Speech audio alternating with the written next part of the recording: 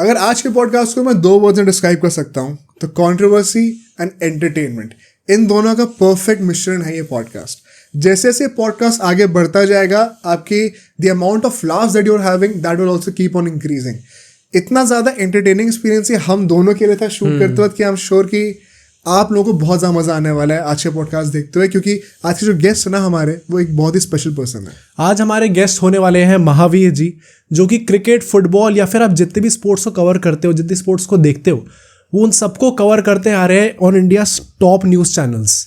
इतना ज़्यादा एक्सपीरियंस रखने के बाद स्पोर्ट्स जर्नलिज्म में आई थिंक जितने खुल के उन्होंने बातें करी Exactly. वो सबसे बड़ी हाईलाइट थी, and this is what we appreciated the most about him. ज़्यादा कुछ नहीं बोलेंगे। आई थिंक लाइक ऑलवेज आप चैनल को सब्सक्राइब ज़रूर कर दीजिएगा। हमारा जो फ्री टेलीग्राम ग्रुप चैट है वो हम लोग पिन कमेंट में डाल देंगे, उसको भी प्लीज़ जाके ज़रूर चेकआउट करिए, उसको ज्वाइन करिए और हमारी मेम्बरशिप्स पे भी नज़र डालिएगा। आराम से बैठिए, इस पॉडकास्ट को एंजॉय करिए, हंसने के लिए तैयार रहिए और फिर एंड में आपसे आके बातें करते हैं।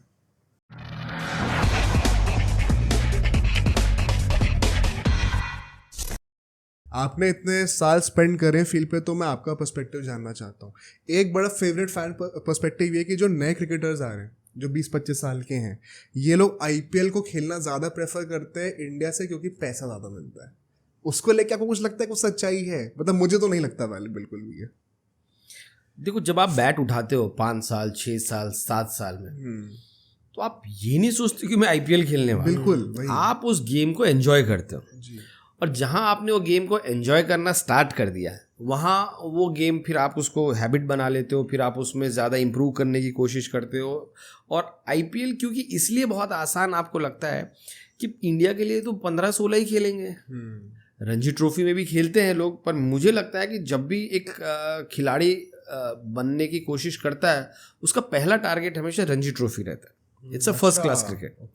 कि यार रणजी खेलना है, क्योंकि फर्स्ट क्लास क्रिकेट में जैसे होता है यार 12वीं तो पास कर ले, तो पहले एक होता है ना यार रणजी तो खेल ले, ये रणजी खेला है कि नहीं खेला है, तो ये होता है। अब आईपीएल में क्या होता है कि आईपीएल में उनके आसपास जिस तरीके से फ्रेंचाइजीज ने एक जाल बुना है, जाल कहना गलत होगा, इट्स लाइक उन्होंने छोटी छोटी अकेडमीज के साथ टाई अप कर लिया है। तो वो हर जगह, जैसे मैं दिल्ली की बात करूं तो दिल्ली कैपिटल्स ने 5-6-7 फ्रेंचाइजीज के साथ टाई अप कर लिया है। द्वारका में कुछ है, जामिया में कुछ है, साकेत में कुछ है, वसंत कुंज में कुछ है। तो वो क्या करते हैं ना, वो देखते हैं कि यार यहाँ पे तो कल पंत भी आया था, परसों वहाँ ये आया था, तो फ्रेंचाइजी क्रिकेट उनको बहुत करीब लेके गई है। तो उनको लगता है कि यार ये गेम ना, वहाँ उनको लगता है कि मैं ज़्यादा आसानी से खेल पाऊँगा, कि आईपीएल के नेट्स में पहुँचना आसान है। अगर आप अच्छे बॉलर हो, बहुत एक्सेप्शनल नहीं हो, और आप 130-135 डालते हो, तो आप कोई भी आईपीएल वाला आपको नेट्स में तो बुला ही लेगा, क्योंकि नेट्स में तो बॉलर्स चाहिए। तो एक बार आप नेट्स में चले गए, फिर आपको लगता है नहीं ये मेरे पहुंच के बहुत करीब है।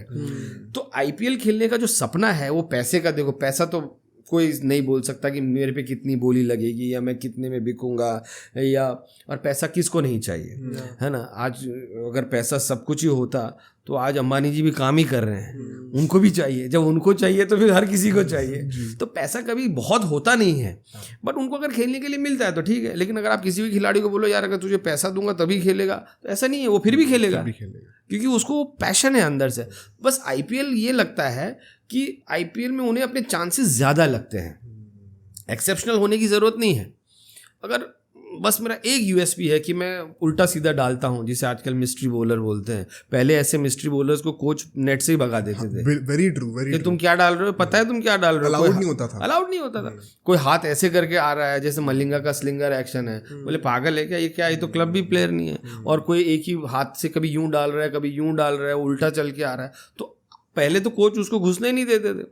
अब कोच ऐसे लोगों को खोजो यार, कहाँ है ऐसे। तो अब उनको लगता है कि मेरे चांसेस आईपीएल खेलने के ज़्यादा हैं, इसीलिए आईपीएल की चर्चा बहुत ज़्यादा होती है। एक ये बड़ी अच्छी आपने सर चीज़ बोली, ये सब मेरी जनरेशन के साथ भी है। क्योंकि मैं आपको अपनी एक कहानी बताता हूँ। मैंने जब क्रिकेट खेलना शुरू किया था प्रोफेशनली, जब मैं पहली बार किसी अकेडमी में गया था, क्लब में गया था, मैं शायद 10-11 साल का हूँगा। और मुझे उस टाइम पे रविचंद्रन अश्विन जब नए नए आए थे तो मुझे बड़े अच्छे लगते थे। तो मैं उनको देख के कभी कैरम बॉल ट्राई कर रहा हूँ, कभी लेग स्पिन, ऑफ स्पिन। मुझे एग्जैक्टली कोच नहीं है बोला कि 2 नैयों पे अगर तुम पैर रखोगे तो गिर जाओगे। एक चीज पकड़ो और वही करनी है सर, ये दूसरी चीज मुझे ट्राई करते हुए मत दिख जाना, इतना डिस्करेज करा जाता था। Actually coming back to the point जो आपने ये कहा कि शायद विजिबिलिटी का चांस ज़्यादा होता है, एक मौका मिलने का चांस ज़्यादा होता है, मुझे ये भी बहुत अच्छी चीज़ लगी, क्योंकि लोगों को ये समझना ज़रूरी है जब आप एक क्रिकेटर बनना चाह रहे हो एक ऐसी कंट्री में जहाँ पे 150 करोड़ लोग रहते हैं, पॉसिबिलिटी प्रोबेबिलिटी बहुत कम है एज अपोज टू कि मैं एक 9 to 5 जॉब करूं जहाँ पे मुझे सिक्योरिटी मिल रखी है। उसमें आदमी को अगर IPL खेलने को मिल भी जाए तो वो भी एक बहुत बड़ी बात हो जाती है उसके लिए, उसका at least livelihood taken care of है। पर जो मेरा सेकेंड क्वेश्चन से फॉलोअप था कि अब लोगों का ये भी कहना है कि चलो मैं ये बात मान लूंगा, पर जब पैसा मिलना शुरू हो जाए तब शायद कहीं ना कहीं वो हंगर शायद प्लेयर्स की कम हो जाती है कि मैं इंडिया के लिए परफॉर्म करूं। क्या आप उससे एग्री करते हैं? नहीं, देखो मैं तो प्लेयर्स के मैं प्लेयर्स और प्लेयर्स के पैशन को लेके बहुत बायस्ड हूँ। मुझे कभी नहीं लगता कि कोई इस खेल से गद्दारी कर सकता है या इस खेल से क्या कहते हैं कि वो पैशन ही तो है जो सब कुछ ड्राइव करता है। पैशन के साथ साथ कुछ और पैसा आ गया तो ठीक है, लेकिन हंगर कौन रन नहीं बनाना चाहता है? मतलब मुझे तो समझ नहीं आता है कि जैसे लोग कहते हैं कि यार इसको तो ईशान किशन को जैसे 16 करोड़ मिल गए, इसको देश के लिए नहीं खेलना। हो सकता है कि उसका वो टेम्पर ही ना हो टेस्ट मैच खेलने का जी, है ना। और एक मैं राहुल द्रविड़ जी का एक लेक्चर सुन रहा था कि हम लोग कहते हैं कि यार टैलेंट, बैट पे बॉल आना ही टैलेंट नहीं होता है, या तेज गेंदबाजी करना टैलेंट नहीं होता है। हर रोज प्रैक्टिस पे 3 बजे पहुंचना टैलेंट है, हर रोज अपनी एक्सरसाइजेस करना एक टैलेंट है, अपने आप पे कंट्रोल करके अपने डाइट को फॉलो करना एक टैलेंट है। तो ये सब बस हम क्या करते हैं, नेट्स में जाते हैं, अरे उसके बैट पे क्या बॉल आ रही है, क्या टैलेंट है। टैलेंट वो नहीं है, टैलेंट उसके साथ साथ बहुत सारी चीज़ें हैं। और संगकारा ने कहा है कि अगर मुझे लाइफ में टैलेंट और हार्डवर्क पे बेट करने को कहा जाए तो मैं हमेशा हार्डवर्क पे बैट करूंगा, क्योंकि मैंने ज़िंदगी में बहुत टैलेंटेड लोगों को फेल होते हुए देखा है, लेकिन मैंने बहुत कम हार्ड वर्किंग लोगों को फेल होते हुए देखा है। बहुत अच्छी बात बोली है। So no one goes there कि यार पैसा मिल गया कब मैं खेलना बंद कर दूंगा। हाँ, और ये खेल बहुत बहुत अलग है, it is a great leveller. यूं जाओगे गायब हो जाओगे, क्योंकि तुमसे पीछे लोग बैठे हैं जो तुम्हारे जैसा ही प्रदर्शन करने की काबिलियत रखते हैं। So I don't think anyone takes any day lightly, या अपनी पोजीशन कभी भी कोई ग्रांटेड लेता है। सर मुझे तो लगता है कि थोड़ी अनफेयर एक्सपेक्टेशन भी है प्लेयर से। अगर किसी प्लेयर का मन है कि चलो मुझे IPL खेलना है and I am getting money, तो मे बी मेरे अंदर वो ड्राइव नहीं है कि मैं रोज़ आके और बेटर हूँ ताकि मैं इंडिया के लिए खेल सकूँ। अगर बाई चांस किसी में है नहीं हो, क्योंकि इतने सारे प्लेयर्स खेल रहे हैं, तो what's the problem in it? अगर किसी को खेलना है, अगर किसी को पैसे मिल रहे हैं उस चीज़ के, तो हम कौन होते हैं उस चीज़ को क्वेश्चन करने वाले कि नहीं आप इंडिया के लिए क्यों नहीं खेलने का ट्राई कर रहे हैं? क्योंकि अभी तक हमें ऐसे रोल मॉडल नहीं मिले हैं। अभी तक हमें रोल मॉडल कौन मिले हैं? या टेस्ट क्रिकेट खेलना।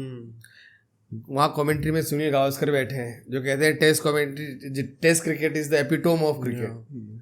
वहाँ सचिन तेंदुलकर है जहाँ कह रहे हैं कि भैया टेस्ट क्रिकेट नहीं होता तो मैं तो खेलता ही नहीं, या मेरे लिए तो टेस्ट क्रिकेट ही सब कुछ है। हमें 1-2 ऐसे लोग चाहिए जो कहें कि नहीं मैं नहीं खेलना चाहता टेस्ट क्रिकेट, ईमानदारी से कहें कि मैं नहीं खेलना चाहता, चाहे वो हार्दिक पांड्या ही हो। या हमें ऐसे लोग चाहिए कि भाई मैं नहीं खेलना चाहता टेस्ट क्रिकेट, मेरी बॉडी में या मेरे दिमाग में वो इतनी कैपेसिटी नहीं है और मुझे नहीं खेलना है टेस्ट क्रिकेट। जैसे वेस्ट इंडीज़ में बहुत सारे खिलाड़ी कह देते हैं कि हमको नहीं खेलना है टेस्ट क्रिकेट। इंग्लैंड में भी बहुत लोगों ने कह दिया कि हमको नहीं खेलना है टेस्ट क्रिकेट। हमें वनडे ठीक है, वनडे तो अब खत्म ही हो गया, क्यों खेल रहे हैं समझ नहीं आ रहा। लेकिन अगर T20 खेलना है तो बोल दें कि भैया हमसे T20 के लिए अवेलेबल है। अगर आपको हमें अच्छा लगता है तो हम देश के लिए खेलेंगे, नहीं अच्छा लगता तो हम फ्रेंचाइजी क्रिकेट में चलते रहेंगे। और आने वाले दिनों में 5-6 साल में अगर कोई हमारे पास 2 या 3 आइडल ऐसे एग्जाम्पल मिल जाते हैं कि भैया मुझे टेस्ट क्रिकेट ही या मुझे सिर्फ IPL खेलना है या सिर्फ फ्रेंचाइजी क्रिकेट खेलना है और मुझे टेस्ट क्रिकेट नहीं खेलना, तो आजकल ये बोलने में लोगों को शर्म आ रही है यार मुझे टेस्ट क्रिकेट नहीं खेलना है। क्यों भैया नहीं खेलना है? कोई ज़रूरी है क्या? या ये बोलना ज़रूरी है क्या कि टेस्ट क्रिकेट ही एपिटोम है? होगा एपिटोम। 5 दिन संघर्ष करना अपने आप में वाकई में एपिटोम है। वो अपनी बॉडी के लिए एपिटोम है, माइंड सेट के लिए एपिटोम है, आपके स्किल सेट टेस्ट की जाती है, सब कुछ है। लेकिन किसी को वो एग्ज़ाम नहीं देना। जैसे लोग कहते हैं यार UPSC से बड़ा कोई एग्ज़ाम नहीं है, मुझे नहीं देना मुझे नहीं खेलना टेस्ट में। ऐसे एग्जाम्पल्स जब तक हमारे पास नहीं आएंगे जो साफ साफ कह देंगे पर अगर वो ऐसा कह देंगे तो वो क्रिकेट की नज़र में कम हो जाएंगे। हाँ जी। फॉलोअर्स, लाइक्स, ब्रांड्स, इन सब का ज़माना यार, ये तो क्रिकेट की बेइज्जती कर रहा है। इनफैक्ट पता है मुझे लगता है कि इसमें वुमेन्स टीम जो है ना हमारी, उन्होंने थोड़ा सा प्रोग्रेस करा है। हरमनप्रीत जो है हमारे वुमेन्स टीम के कैप्टन है, उनका मैंने एक स्टेटमेंट सुना था रिसेंटली जब T20 वर्ल्ड कप चल रहा था वुमेन्स का, कि लास्ट टाइम, अभी वाला नहीं, कि मेरा फेवरेट फॉर्मेट T20 है, टेस्ट मैचेस नहीं है, मुझे T20 खेलने में सबसे मज़ा आता है। एंड वो भी उन्होंने डायरेक्टली नहीं बोला, उन्होंने एटलीस्ट इतनी हिम्मत करी कि उन्होंने एक्सेप्ट करा। मेरे अंदर का जो प्योरेस्ट था वो एक सेकंड के लिए ऐसा होता कि यार आप क्यों बोल रहे हो, मैं यही कहने वाला था। पर वही रियलिटी है जो कि आपने कहा कि यार अगर है तो है, कुछ नहीं कर सकते। देखो हरमनप्रीत से T20 नहीं खेला जा रहा है तो वो टेस्ट क्या खेलेंगे ये भी समझ नहीं आ रहा है। And I think it's just because a reputation वो अभी इस समय टीम में है। I don't think she deserves to be in the team. पर ठीक है, हम नाम के हिसाब से जाते हैं। कोई 5-6 फीमेल स्टार प्लेयर कंप्लेन कर देती है तो कोच ही बदल जाता है। ये एक ही देश ऐसा है जहाँ पे कोच बदले जाते हैं प्लेयरों के हिसाब से, क्योंकि प्लेयर को तकलीफ नहीं होनी चाहिए भैया। अनिल कुंबले, तो हाँ, Anil Kumble is also a great example of that. तो सवाल ये है कि विमेंस को टेस्ट खिला भी कौन रहा है? अगर आप तब खेलना चाहो ना टेस्ट की भैया कि मुझे टेस्ट नहीं पसंद है, कि जब अगले 5 टेस्ट मैच की सीरीज आने वाली है तब आप बैठ जाओ बाहर। विमेन को तो वनडे ही मुश्किल से मिल रहे हैं। वो तो अभी भी डेवलपिंग स्टेज में है और दुनिया को ये बताना है कि भैया विमेंस क्रिकेट और वुमेन्स क्रिकेट हम बराबरी पे चल रहे हैं। एक इक्वलिटी का नारा है जो हम लेके चल रहे हैं। बाकी विमेंस क्रिकेट पे आप देख लो कितना खर्चा हो रहा है। जहाँ मेंस का मैच होता है वहाँ वुमेन्स को ग्राउंड नहीं दिए जाते। और वही ऑस्ट्रेलिया है, वही इंग्लैंड है, भाई आपस में कर लो। तो इस बार तो मेरे ख्याल से 15-20 साल बाद ऐसा हुआ है कि ये दोनों टीमें वर्ल्ड कप में नहीं पहुंची। वो भी इसलिए कि इंग्लैंड और न्यूजीलैंड के साउथ अफ्रीका और न्यूजीलैंड के जो प्लेयर्स हैं वो इंग्लैंड और ऑस्ट्रेलिया के बिग बैश इन सब में खेलने लगे हैं। So they have started becoming more and more up to the par of Australia और इंग्लैंड। और दुबई की कंडीशंस भी कुछ बहुत हॉट थे तो कंडीशंस ड्रिवन भी ज़्यादा था T20। अदरवाइज विमेंस के पास सॉरी बट ऑप्शंस भी नहीं है। नहीं फेयर, आई अंडरस्टैंड। वो थोड़ा हार्श लगता है सुनने में, बट रियलिटी है इस वक्त। एक्चुअली ये IPL से रिलेटेड मैं 1-2 चीज़ें और पूछूंगा, then will shift to the Indian cricket setup. एक जो ये चीज़ मुझे भी पर्सनली लगती है, मैं यहाँ पे फैन से एग्री करता हूँ काइंड ऑफ, कि और मैं एक्सप्लेन करूँगा मैं किस कॉन्टेक्स्ट से बोलना चाह रहा हूँ। ये IPL कुछ टीम्स को परहैप्स फेवर करता है। ये मैं किस कॉन्टेक्स्ट से कहना चाह रहा हूँ, वो शायद टीम्स को फेवर नहीं करता, बट कुछ प्लेयर्स को जिनकी PR बहुत ज़्यादा है, जैसे हम पहले भी डिस्कस कर रहे थे, उनको फेवर करना ज़रूरी हो जाता है। जैसे कि फॉर एग्जांपल इस साल MS धोनी के लिए जो अनकैप्ड प्ले का रूल वापस लेके आया गया है, इट इज़ वेरी क्लियर कि अगर वो नहीं रूल होता तो धोनी का खेलना मुश्किल हो जाता है, उससे TRP गिर जाती। आपको वो चीज़ अवॉइड करनी, क्योंकि आप ब्रॉडकास्टिंग साइकिल में एक मैच का 118 करोड़ रुपए चार्ज कर रहे हो, तो अगर आपको उसको जस्टिफाई करना है तो धोनी का खेलना ज़रूरी है। वो बिजनेस एंगल लोग कई बार भूल जाते हैं अपने फैंडम में, बट रियलिटी है वो, क्योंकि सिर्फ स्पोर्टिंग वाइज नहीं चलती हैं चीज़ें। बट ये क्रिकेट तो बिजनेस ही है। IPL is all about business format. ये बोलियां लगती हैं, खिलाड़ी अगले साल बेचे जाते हैं, नए रिटेन किए जाते हैं। तो अगर बिजनेस मॉड्यूल को अगर थोड़ा सा शिफ्ट IPL कर रहा है तो अपने प्लेयर्स के लिए इट इज़ टोटली जस्टिफाइड। देखो ICC के रूल्स, जब तक ICC के रूल्स तो चलते नहीं हैं यहाँ पे, है ना। यहाँ पे तो IPL के अपने सेट ऑफ रूल्स चलते हैं, फिर वो बनाता है। और हाँ, प्लेइंग कंडीशंस तो बिल्कुल ICC की चलती हैं बिकॉज वो इंटरनेशनल है। लेकिन प्लेयर्स को रिटेन करने का मिनिमम अमाउंट क्या है, कब प्लेयर की विंडो खुलेगी, कब बिकेगा, ये तो BC से अपने हिसाब से सेट करता है। तो अगर उसने कर भी दिया और धोनी के खेलने से अगर पैसा बन रहा है, क्योंकि जो होम मैचेस है उसका एक सर्टन अमाउंट होम टीम को भी जाता है, बिकॉज जब टीमें बिकती हैं तो जो उनको रेवेन्यू शेयरिंग मॉडल दिया जाता है उसमें ये भी दिया जाता है जो आपके होम मैचेस होंगे उसमें ब्रॉडकास्ट का कुछ पैसा आपको मिलता है। अच्छा। तो ये सब रेवेन्यू शेयरिंग मॉडल होते हैं तभी, वरना टिकटों से किसका भला हुआ था। 45,000 लोग क्या मतलब कितना दे देंगे पैसा कि वो चले जाएंगे। और अगर टिकट से पैसा बन रहा होता तो खाली स्टेडियमों में मैच नहीं होते। तो it is all a broadcast money. तो ब्रॉडकास्ट से जो पैसा आता है वो उस टीम, जो होम टीम है, उसको एक सर्टेन पार्ट जाता है। अच्छा। तो इसीलिए कभी कभी तुम देखोगे कि KKR के ग्राउंड पे अगर मैच हो रहा हो तो KKR RCB में लोगो हमेशा KKR का घूमता रहेगा, क्योंकि वो उसका होम ग्राउंड है। तो होम ग्राउंड को, जो होम टीम होती है उसको अपने ग्राउंड में पैसा मिलता है, और अगर धोनी के खेलने से पैसा मिल रहा है तो अच्छी बात है. So there is just a business module, someone has just tweaked. मुझे आपकी जो बात है ना उसमें ऐसे एक बहुत ही पीसफुल एक्सेप्टेंस एक नजर आ रहा है कि हाँ ये है बिजनेस तो ठीक है, अब इसको मैं स्पोर्ट की तरह देखूंगा ही नहीं. हाँ मतलब ये क्रिकेट थोड़ी है, बिजनेस के साथ क्रिकेट है. मतलब क्रिकेट होता तो बॉलर्स और बैट्समैन दोनों को फेवर करना चाहिए ना. पर यहाँ तो यार 120 का स्कोर है, छोड़ो यार, तो मैच ही बेकार रहा, भले वो मैच 20 ओवर तक चला, मजा नहीं आया. तो अगर 250 लगवाने हैं तो आपको ग्राउंड छोटे करने पड़ेंगे, यू नो, आपको पिचेस और ज़्यादा अच्छी फ्लैट देनी पड़ेगी. So it's an entertainment. और आईपीएल ने अपना ब्रांड भी ऐसे ही डेवलप किया कि इट्स एन एंटरटेनमेंट.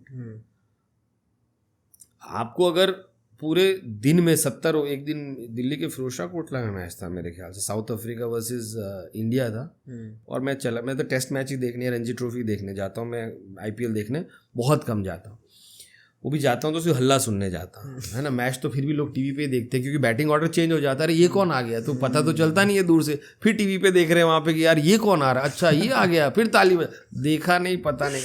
तो उस दिन 70 ओवर में मेरे ख्याल से 240 बॉल में डिविलियर्स ने 32 रन बनाए थे. ये मुझे मैच याद है. और हाशिम आमला पूरे 70-75 ओवर खेल गए, उन्होंने 30-35 रन बनाए. और मैं फिरोजशाह कोटला के ऊपर ना, वो मेरे ख्याल से जनवरी का महीना था, एकदम धूप सेकते हुए ऐसे जैकेट मैंने सर पे रखी हुई थी, और मैं देख रहा था ऊपर से कि यार क्या प्रेशर बन रहा है, क्या प्रेशर बन रहा है. और फिर मैं अपने दिमाग में सोच रहा हूँ ये फील्ड यहाँ सेट कर ले वहाँ. तो भाई अगर तुम्हें वो देखना है तो देख लो. यही फैन है जो आईपीएल, भाई किसका मैच होता है, दिल्ली वर्सेस बैंगलोर, अभी यहाँ रणजी ट्रॉफी हो जाए पालम के ग्राउंड में, या वानखेड़े के ग्राउंड में, या चिन्ना स्वामी में, या कहीं कोई गधा नहीं जा रहा है वहाँ. एक दिन तो बहुत ही सरप्राइजिंगली दिल्ली का एक मैच था, वो कोई कार ही घुसेड़ दी किसी ने पिच पे. क्या? कहाँ पे? Ranji trophy match. और उसको जब पूछा गया कि भैया तुम, मेरे पास फोटो है, मैं आपके साथ शेयर करूंगा, जो लोग ये सुन भी रहे हैं वो गूगल में सर्च करना कि दिल्ली का रणजी ट्रॉफी मैच था, विकेट कीपिंग ऋषभ पंत कर रहा था, और वो यूं खड़ा हुआ है और कोई गाड़ी लेके ग्राउंड में घुस गया. क्योंकि हमारे यहाँ ग्राउंड जो है वो कार सीखने के लिए रहे जाते हैं, तो किसी ने एक गेट खुला छोड़ दिया था, तो कोई गाड़ी सीखने के लिए आया, उसने बोला मैच चल रहा है, वो अपने वहाँ गाड़ी सीख रहा है और गाड़ी वहाँ चली गई. उसने सच में ये कहा? हाँ उसने कहा है कि मैं गाड़ी सीखने, हाँ कि मैं रास्ता भूल गया था मैं यहाँ. अगर आपको नहीं लग रहा है तो अभी भी आप गूगल सर्च करो, there is a grey colour Wagon R जो बीच पिच पे खड़ी है, और उस पिच के आसपास जो है वो प्लेयर खड़े हैं. दिल्ली का मैच था ये तो मुझे पता है, पालम ग्राउंड पे था, और उस मैच में ईशांत, ऋषभ पंत, गौतम गंभीर ने रिटायरमेंट नहीं ली थी वो था, और बड़े खिलाड़ी खेल, हाँ सारे टॉप शिखर खेल रहा था, ये नहीं खेल रहा था पता नहीं. तो दिल्ली की पूरी पैक स्क्वाड थी. तो मुझे इसलिए पता है कि सरनदीप मेरे बहुत अच्छे दोस्त हैं जो उस समय नेशनल सिलेक्टर थे, तो वो भी उस ग्राउंड में थे. तो मेरे को कहीं से, मतलब जैसे ये खबर पता चली तो जर्नलिस्टों में ना मैसेजेस सब आने से, बोले ये क्या है, तो मैंने कहा कोई कवर ड्राइव खेल गया लगता है. So it was a very wrong drive which the person had done. तो ये तो हालत है. तो ऐसा नहीं कि कोई बैंगलोर को किसी से बहुत प्यार है, या दूसरा क्या है कि आईपीएल की, रणजी ट्रॉफी की कोई पास मांगता नहीं है आपसे जी. आज तक तो किसी ने नहीं बोला यार महावीर वहाँ पे बॉम्बे की टीम आई हुई है, जरा मेरे को पास दे दो. लेकिन क्योंकि उसने ब्रांड ऐसा कर दिया है. अरे ऐसा नहीं कि सिर्फ 4 डेज के मैचेस रणजी ट्रॉफी होते हैं. सैयद मुश्ताक अली देखने चले जाओ, जिससे आईपीएल के प्लेयर चुने जाते हैं, 20 लोग नहीं बैठे होते हैं वहां पे, और जो 20 होते हैं उसमें 18 स्काउट्स होते हैं जो टैलेंट देखने आए होते हैं. तो या तो हम अपने आप को बेवकूफ़ बना रहे हैं कि वो क्रिकेट हो रहा है, या तो पता नहीं, एक इंसान की सबसे बड़ी खूबी यही है कि वो अपने आप को बड़े आसानी से बेवकूफ़ बनाता है. But it's an purely entertainment. Sir इतना एक्सेप्टेंस तो है आपके उसमें बोलने के तरीके में, बट क्या आपके अंदर का क्रिकेट फैन सैड भी इस चीज़ को लेके? मेरे तो अब तो फैन की उम्र होती है ना यार. हाँ जी. कब तक फैन बने रहोगे जी, है ना. कहते हैं ना कि 30 के पहले अगर आप फैन हो तो आपका दिल नहीं है, और 30 के बाद भी अगर आप फैन हो तो आपका दिमाग नहीं है. तो फैन कब तक रहोगे यार. फैन हम तब थे जब सचिन ने डेब्यू किया था, बहुत, हम भी 5-6 साल के थे जी. तो हम भी तो फैन तो एक एज तक ही फैन होते हो ना. उसके बाद तो आप रियलिटी समझ जाते हो। दुनिया में कहते हैं ना बचपन तो छोटा ही होता है, जब आपको सब कुछ नहीं लगता, आपको ऐसा करना होता है। आप अजय जडेजा के फ़ैन रहते हो, उसने क्या कैच पकड़ा था एलन बॉर्डर का, फिर आप फिर धीरे 95, फिर जो सचिन का वो पूरा ईरा था 99 तक 2000 तक, फिर उसके बाद तो जब कोको कोला कप में उसने बैक टू बैक सेंचुरी मारी। अब आप बोलो कि टीवी व्यूअर में उतने ही लोगों ने देखा, ऐसे 200 सीजन आईपीएल के आए, आईपीएल के चले जाए। सवाल ये होता है कि कल सुबह आके देश में कितने लोग उस मैच के बारे में बात कर रहे हैं। तो जब सचिन ने कोको कोला कप में मारा था कैस्परोविच को, तो I think it was called the Desert Storm, और डेजर्ट स्टॉर्म में फिर वो इनिंग, मतलब जब सचिन खेलता था तो देश थोड़ा आराम से सोता था। सच वाज द, आजकल किसी को फर्क नहीं पड़ता है।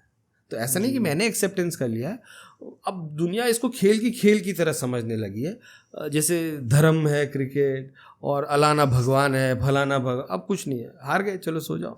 वरना 3-0 अगर आप 90s या 2000 अर्ली 2000 में 3-0 हारते तो कप्तान के घर के बाहर जुलूस निकल गए होते। ये तो रोहित शर्मा को और विराट कोहली को खुशी मनानी चाहिए कि वो इस ईरा में खेल रहे हैं जहाँ लोगों को हार से फर्क नहीं पड़ता है।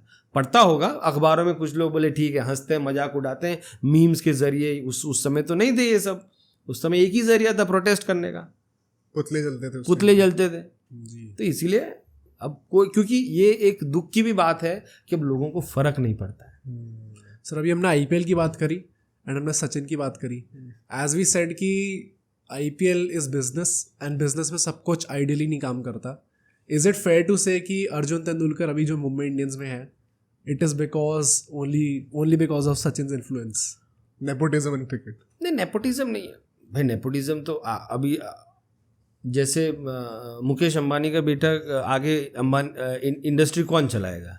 हाँ, आकाश अंबानी। तो वो नेपोटिज्म नहीं है, पर नहीं है, उसका बिजनेस है, उसकी मर्जी है। सचिन की फ्रेंचाइजी है, पर कहाँ है? बट कहाँ भाई, कहाँ है? नहीं भाई, मुंबई में सचिन की फ्रेंचाइजी, सचिन की इतनी तो चलेगी ना कि अपने बेटे को खिलाएगा नहीं खिलाएगा। वहां किसने बोला कि अच्छे ही लोग खेलेंगे? भाई आईपीएल में ऐसा किसने बोला कि अच्छे ही लोग खेलेंगे? उसको नहीं खिलाना।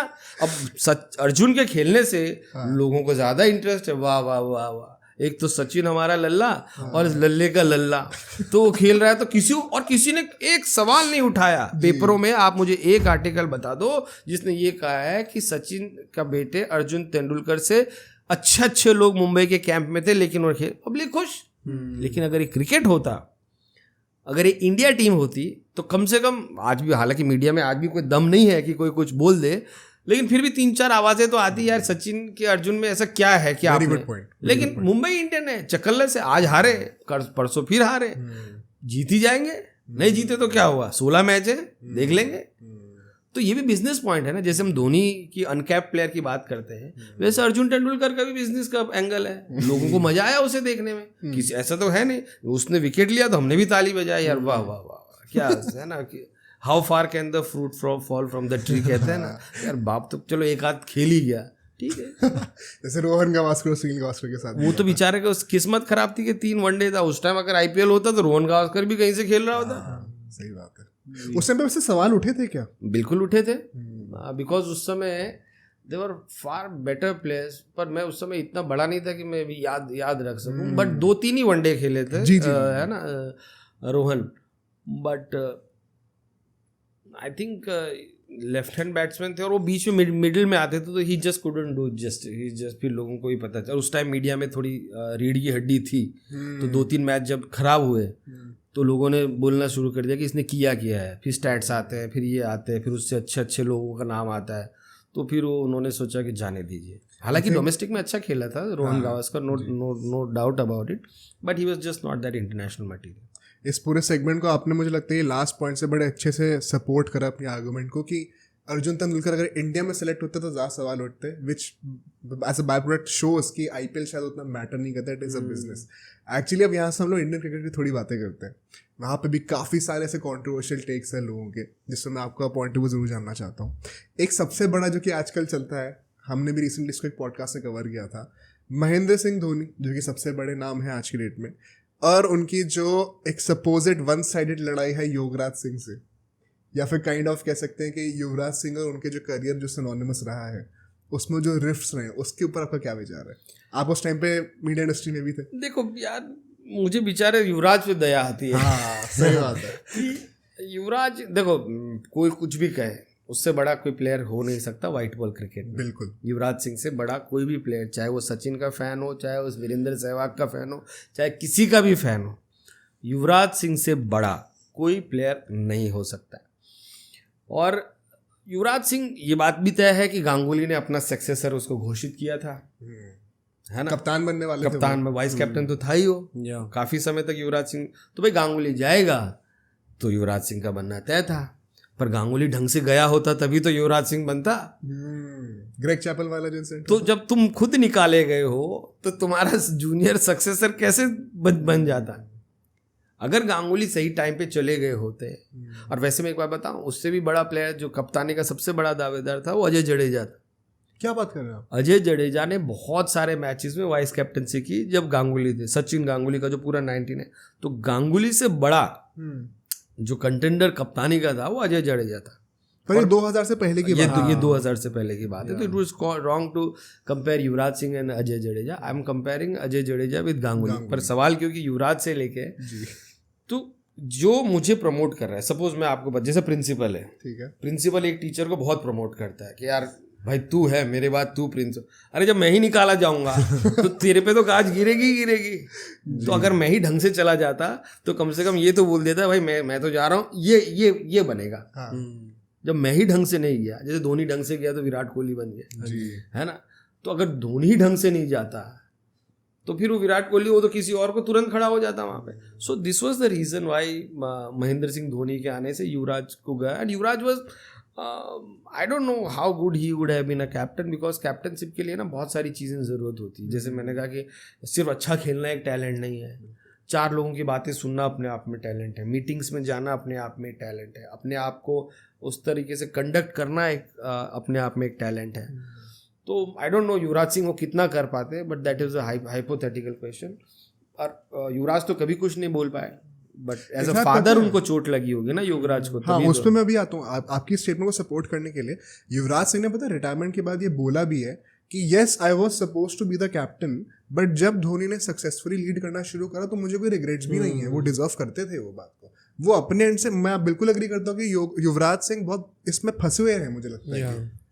और ठीक है, ही इज नॉट, देखो मैं तो आई हैव, मैं युवराज को बहुत, ये तो नहीं कहता कि बहुत नज़दीक से जानता हूँ, but I know him enough and I know people who are near to him enough to understand that he was not a captaincy material of the ground. On the ground मान सकता हूँ कि वो एक्सेप्शनल डिसीजन ले सकते थे, क्योंकि बहुत कुछ कुर्बान करना पड़ता है जब आप कप्तान होते हो ना।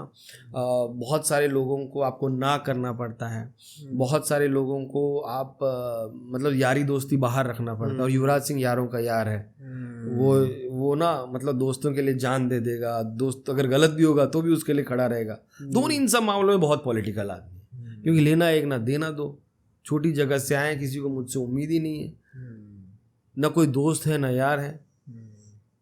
तो हालांकि बीच में उनकी भी यारी दोस्ती के बहुत चर्चे सुने थे, तो लेकिन फिर भी सो धोनी के लिए कोई बॉडी सेक्रीफाइस इतना नहीं होना पड़ता। अगर युवराज को मैं तो भगवान की दया से सही मानता हूँ, क्योंकि कहीं ना कहीं वो किसी ना कंट्रोवर्सी में ज़रूर फंस जाते, क्योंकि वो बिल्कुल नहीं सोचता कि किसके साथ फ़ोटो खिंचा रहा हूँ, किसके साथ घूम रहा हूँ, किसके साथ बैठ के ना डिनर कर रहा हूँ या पार्टी कर रहा हूँ। और वो क्योंकि वो दिल का बहुत अच्छा है, ये भोलेपन से आता है, बहुत भोलेपन से आता है। युवराज देखो बाहर से बड़ा लगता है कि यार बड़ा एरोगेंट है, बड़ा रूड है, बड़ा सा, लेकिन बाहर उतना ही हार्ड वो दिखाता है जो अंदर से उतना ही कमज़ोर होता है।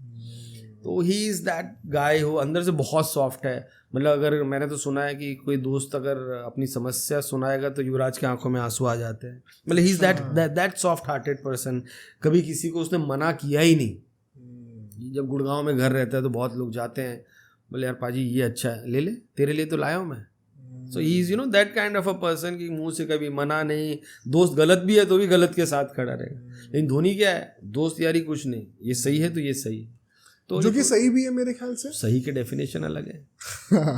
ये आपके अंदर का स्पोर्ट्स लॉयर बोल रहा है। नहीं, इस लॉयर की बात नहीं भाई, कर्ण को नहीं पता था कि सही क्या है, पर उसने बोला कि दुर्योधन ने मेरा साथ दिया तो मेरी मृत्यु अगर अटल है तो भी मैं लड़ जाऊंगा। तो वो आपके प्रिंसिपल है ना। तो तो आपको दोस्त चाहिए या फिर आपको सक्सेसफुल कैप्टन का टैग चाहिए? सर ऐसा भी हो सकता है क्या कि अगर हम लोग एक आइडियन रोल मॉडल देखते हैं, इंडियन स्पेसिफिकली, तो हम कभी देखते ही नहीं ऐसा कि वो एक एरोगेंट सा फ्लैम्बॉयंट सा पर्सन हो बहुत ज़्यादा. हम ऐसा देखते हैं कि जो एकदम चुपचाप रहे, कंजर्व्ड रहे एकदम.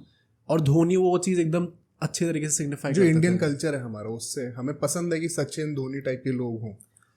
आई नो ये चीज़ चेंज हुई है ओवर टाइम्स, क्योंकि विराट कोहली तो अब सबका फेवरेट है, बट उस टाइम पे मे बी इतनी नहीं थी. हाँ, विराट कोहली जब आया तो एक्सेप्टेंस थोड़ा कम था. जी.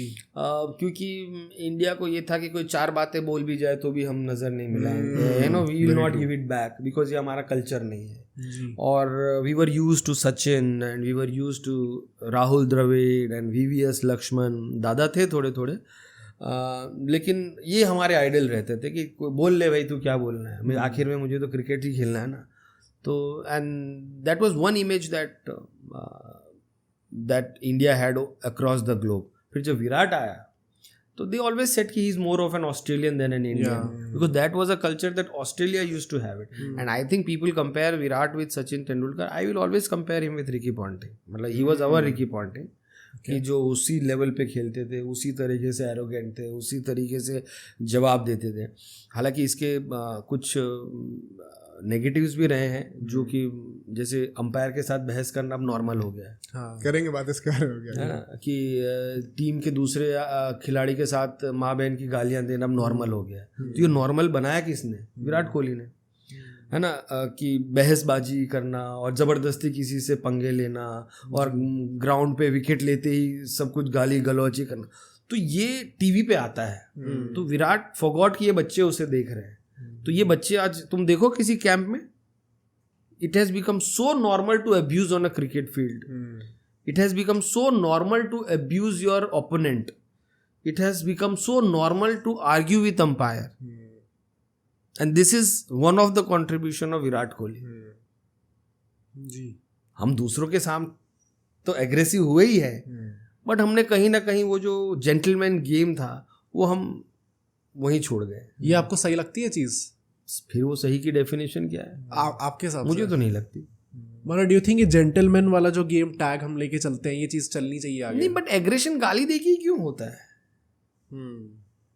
मतलब वो गाली मुझे वाला नहीं पार्ट लगता हटा ना कि गॉर्डन ग्रीनिच से ज्यादा जोर से कोई बॉल को मारता था, या क्रिस गेल से दूर कोई बॉल मार. क्रिस गेल को तो कोई फर्क भी नहीं पड़ता, बोल ले भाई. तो मेरा एग्रेशन तो मेरा गेम है ना. जी. तो जो मुझे लगता है कि जो अंदर से बहुत नरम होते हैं उन्हें बाहर स्ट्रांग होना दिखाना पड़ता है. मुझे कोई फर्क नहीं पड़ता 20 लोग कोई मुझे स्लेज करे, तो I am as comfortable as Vivian Richards. जो जाते थे बोल लो भाई, मेरा गेम है ना. तो ये लेकिन एक गेम का एक एटिकेट होता है. I understand. और अगर मतलब आई तो think like many positives that Virat has given to this game. This is one of the things that he has passed on to the next generation. ये एक्चुअली मैंने ट्रांजिशन खुद भी देखा था 2010 में जब मैं खेल रहा था, और जब 15 तक पहुंचे थे, जब विराट कोहली कप्तानी में आना शुरू हो गए थे, तो वो क्लब लेवल पे भी दिखता था बच्चों में कि हाँ सेलिब्रेशन थोड़ा सा ज़्यादा करके दिखाना, एग्रेशन दिखाना. क्या तुम्हारे अंदर वो चीज़ आई थी? मैं तो पहले से ही थी. पर एक्चुअली में pulling back the conversation to the topic, एक ना मुझे एक एंगल लगता है जो कि आप बताइएगा आप अग्री करते हैं कि नहीं. जब मैं रिसर्च कर रहा था ना इस पॉडकास्ट के लिए, जो MS धोनी का जो आपने कहा ना कि वो पॉलिटिकल बहुत अच्छे तरीके से हो पाता है, वो दोस्ती यारी में नहीं पड़ते काइंड ऑफ, एक मुझे रीज़न इसका ये भी लगता है क्योंकि अगर आप नोटिस कर रहे हैं युवराज सिंह के जितने भी दोस्त थे, ये जनरेशन थी, 2003 वर्ल्ड कप तक आ चुके थे सब लोग. जहीर खान, हरभजन सिंह, वीरेंद्र सहवाग, युवराज सिंह, आशीष नेहरा. MS धोनी उसी जनरेशन के थे, लेकिन वो आए बाद में थे एज एन आउटसाइडर. तो उनकी परहैप्स वो एक ऑब्लिगेशन नहीं थी एज अ फ्रेंडशिप सर्कल कि मुझे इनसे बना के रखनी है, मैं टीम का भला सोच सकता हूँ. वो कहीं ना कहीं प्ले करा होगा शायद उनकी कप्तानी में आने के लिए. नहीं, तो वो इतने बड़े तो प्लेयर थे नहीं कि वो टीम का भला सोचने में 2007-8 से ही थे, है ना. तो ही वाज, लेट्स अंडरस्टैंड कि ये ना, ये जो धोनी को इतना जो महान और महानतम, और ऐसा तो है नहीं कि वो राजस्थान में उन्होंने गंगा बहा दी. You are a captain, you are a very good captain, but you need bowlers, you need good players to back you up. तो धोनी को ये भी तो समझना है ना. और धोनी ने ऐसा नहीं कि नहीं समझा है, मैं फैंस की बात कर रहा हूँ. कि युवराज थे, सहवाग हैं, सचिन, खासकर तो जब नाव डगमगा रही थी तो सचिन 2013 तक तो थे ही। तो जब सचिन का हाथ है तो किसी ने तो कुछ बोला नहीं धोनी को। ये भी हो सकता है कि धोनी ने भी नहीं बोला होगा सचिन को कि पाजी कब लोगे रिटायरमेंट, है ना, कि गांगुली और सहवाग और सबको तो मैं बाहर कर चुका हूँ, बस आपको रखा हुआ है कि आप मुझे बचाना। ये भी तो हो सकता है, you never know what goes behind the dressing room, क्योंकि एक टाइम तो हो ही गया था कि सचिन भाई हो गया अब तुम्हारा एवरेज, है ना। पर चलो, क्योंकि अब क्या होता है ना कि किसी के खिलाफ बोलना, हम सोचते हैं कि हम उस खिलाड़ी की निंदा कर रहे हैं, पर हम उसे एज अ सिर्फ क्रिकेटर आंक रहे हैं जी। आज भी जब हम न्यूजीलैंड के खिलाफ हारे हैं और कोई अगर रोहित शर्मा और विराट कोहली की आलोचना कर रहा है तो उसका कोई बुरा नहीं कर रहा है, आप सिर्फ उस एज अ प्लेयर उसका आंकलन कर रहे हैं। तो धोनी का वो जो पूरा फेज था, it's is no doubt what he fought for is like fitness, no doubt about it. Fitness के मामले में धोनी ने जो कल्चर लाया, फील्डिंग का फिटनेस, मतलब फील्डिंग से ही रिलेटेड, क्योंकि बैटिंग बॉलिंग आपके दिन के ऊपर डिपेंड है कि आज बॉल अच्छा पड़ रहा है, पिच अच्छा, आज हाथ अच्छा जा रहा है, आज बैट पे मेरा पैर अच्छा चल रहा है, बैट पे बॉल आ रहा है। लेकिन फील्डिंग ऐसी है जो आप 100% हर दिन दे सकते हो। कैच देखो, मैं फील्डिंग में भी कैच की बात नहीं कर रहा हूँ, कैच तो भाई आप 2000 भी प्रैक्टिस कर लो और अगर उस दिन छूट गया तो छूट गया, चलो वो भी बात अलग है। लेकिन ग्राउंड कवर करना, सिंगल्स कवर करना, वो जो एंगल्स हैं उनको कवर करना, चार्ज करना, है ना, फील्ड बैट्समैन के दिमाग में डर होना चाहिए कि इसका थ्रो वहाँ से आ सकता है ना। तो इसीलिए वो सब नो डाउट अबाउट इट। क्यों, जब वही सब विराट कोहली ने किया और यो टेस्ट में किया, तब तो तुमने रोहित को बिठा दिया। रोहित को बोल दो यो टेस्ट दे दे अभी। आपको लगता है वो क्लियर नहीं कर पाता? कर दे clear. One player who was totally against yo test वाज रोहित शर्मा। ऐसा नहीं देखो फिट नहीं, तो उनकी बॉडी देखिए, पता he does not focus on fitness. उसका एक अलग स्कीम ऑफ इवेंट है कि क्रिकेट स्किल गेम है जी, जो सुनील गावस्कर भी कहते हैं। जो विराट कोहली का ये है कि स्किल तो है, लेकिन आप अपनी फिटनेस पे ध्यान रखो, प्रैक्टिस करो, मशीन की तरह बन जाओ। 500 बॉल जब फेस करोगे तो तुम्हारी मसल मेमोरी इतनी हो जाएगी कि तुम्हारा बैट रहे ना रहे वो वहाँ पे आ ही जाएगा। रोहित का अपना है, तो इट इज़ जिसकी जो चल रही है। सर आपको लगता है ये अननेसेसरी है थोड़ा? जैसे दो स्कूल ऑफ थॉट्स हैं। एक ये कहता है कि एक खिलाड़ी अगर एक इंडियन टीम, एक नेशनल टीम को रिप्रेजेंट कर रहा है तो उसे इतना फिट होना चाहिए कि वो ये सब चीज़ें कर सके। और दूसरा ये कहता है, जो सुनील गावस्कर कहते हैं, कि आप क्रिकेटर्स लेके आ रहे हो, आप मॉडल्स लेके नहीं आ रहे हो। सबकी 6 पैक होनी ज़रूरी नहीं है, सबके बाइसेप्स होनी ज़रूरी नहीं है। अगर वो क्रिकेट खेल पा रहा है, and he said this in favour of Sarfaraz Khan, कि अगर वो रन बना पा रहा है तो उसे टीम में होना चाहिए। नहीं, मैं भी इस थॉट का बहुत मानता हूँ कि जिसे इसको हम और सिंप्लीफाई करते हैं कि टीम में मेरा रोल क्या है। मेरा रोल T20 में पहले 6 ओवर में रन बनाना। जैसे अभी मुझे अभिषेक शर्मा अच्छा लगता है जी, क्योंकि उसे पता है कि मेरे को अगर 8 बॉल में मैंने 25 बना दिए तो मेरा काम होगा। और वो रुकता नहीं है, 25 बनाने के बाद वो 50 का नहीं सोचता है, वो उसी टेम्पो पे खेलता रहता कि मैं जितना खेल गया, पर मैं अपना टेम्पो नहीं कम करूँगा। तो मेरा रोल क्या है, और उस रोल को निभाने में अगर मेरी फिटनेस आड़े आ रही है तो फिर कप्तान का मेरी फिटनेस पे टोकना बहुत लाजमी, क्योंकि सरफराज IPL तो खेल नहीं पाएगा। आज उसकी बेस प्राइस कितनी है? 20 लाख। अभी आज जो है ना, उसने अपनी बेस प्राइस को कम रखा, उसे पता है। पर टेस्ट मैच में आप बैठ के रन बना सकते हो। तो फिटनेस का जो है वो स्किल सेट है। अगर मैं बहुत अच्छा, वरुण चक्रवर्ती को देख लो जी, अगर वो KKR के लिए वो बहुत ज़्यादा फिट नहीं है, पर अगर वो अपना काम कर रहा है, और क्योंकि है ना, छुपने की भी जगह होती है क्रिकेट में, short fine leg, short third man, fine leg, है ना, ऐसी हर जहाँ पे आप सेफ हो, मतलब छुप सकते हो। एक आध प्लेयर आप छुपा भी सकते हो। तो बेसिकली आपका रोल क्या है? क्रिस गेल तो बहुत अनफिट रहा है, पिछले 15 साल तो अनफिट ही देख रहा हूँ मैं, 2 भागता ही नहीं है। बट क्या वो उसकी फिटनेस, अपने रोल को निभाने में उसकी फिटनेस आड़े आती है? और अगर नहीं आती है तो मुझे नहीं लगता कि sir, but as a fielder तो हमेशा ही आएगा ना। नहीं, फील्डर भी आप, वही तो मैं कह रहा हूँ, आप छुप सकते हो। पर अगर हम किसी एक प्लेयर को छुपा रहे हैं तो फिर क्या वो एक गलत एग्जांपल सेट नहीं करेगा? पर वो अपना रेक्टिफाई तो कर रहा। क्रिस गेल को तो छुपाओगे ही तो फिर वो कोई मार सकता है क्रिस गेल की तरह। स्किल में लोगों से आपको अपन, वही मैं कह रहा हूँ कि मेरा रोल क्या है। अगर मैं बहुत अच्छा स्पिनर हूँ शेन वॉर्न हो, या मैं तांबे 42 ईयर तक आईपीएल खेला, is a very good leg spinner, कहीं से भी एक स्पिनर आ जाएगा भाई। स्पिनर तो मानते ही हैं कि यार थोड़े फील्डिंग में ढीले होते ही हैं स्पिनर, है ना, वो जो पुराने जो स्पिनर है। तो अगर वो बहुत अच्छा स्पिनर है और वो बहुत अच्छा काम कर रहा है और पहले 5 ओवर में या 6 ओवर में तुम्हें रन नहीं बनाने दे, उसका रोल हो गया, उसको बिठाओ। शायद इसीलिए ये सुपर सब या जो कौन सा इम्पैक्ट प्लेयर का रूल आया, हो गया तुम्हारा 4 ओवर डाल दिया, अब निकलो बाहर। हाँ, आई थिंक वही है कि वो नेट इफेक्ट कितना पॉजिटिव लेके आ रहा है टीम में। एक्चुअली यहाँ से हम लोग कॉन्वर्जेशन को एक अगले एरा में लेके चलते हैं। जब हमने धोनी और युवराज की बात करी, कई लोगों का ऐसा मानना भी है, उस टाइम पे रिपोर्ट्स भी आई थी जब विराट कोहली टेस्ट के कप्तान बन चुके थे और ओडीआई और टी20 कप्तान बनने वाले थे 2016 के एंड में, 2017 के स्टार्टिंग में, कि विराट कोहली को लगता था कि यार थोड़ा खींचा जा रहा है ये ट्रांजिशन, मुझे अभी कप्तानी दे दो, आप अब इतना लंबा मत खींचो। ये एक सवाल आता है कि क्या धोनी ने वो ओवर स्ट्रेच करा है अपनी कप्तानी का, थोड़ा और पहले उनको छोड़ देनी चाहिए थी, विराट कोहली को थोड़ा जल्दी कप्तान बना देना चाहिए था शायद। तुमने डार्क नाइट देखी है ना, तो उसमें जोकर कहता है you either die a hero और live long enough to see yourself becoming the villain. जी, मैं ये शायद कंट्रोवर्सी नहीं करना चाहते कि अगर शायद गांधी जी को मारा नहीं जाता तो इतने अमर नहीं बनते। तो धोनी को पता था कि अगर मैं और खींचूंगा, वैसे ही उसने बहुत खींच लिया था जी, उसने बहुत देखो तुम और हम तो धोनी को क्या समझते हैं, जहाँ से हमारी सोच खत्म होती है वहाँ से वो करियर को आगे देखता है। उसे पता है ये बेस्ट तरीका है कि दोनों फॉर्मेट की कप्तानी विराट को दे दो, क्योंकि अब Virat is at its peak and it could be another thing also कि यार अगर वो एक फॉर्मेट का कप्तान है जी, तो दूसरे फॉर्मेट में वो मेरे नीचे कैसे खेलेगा।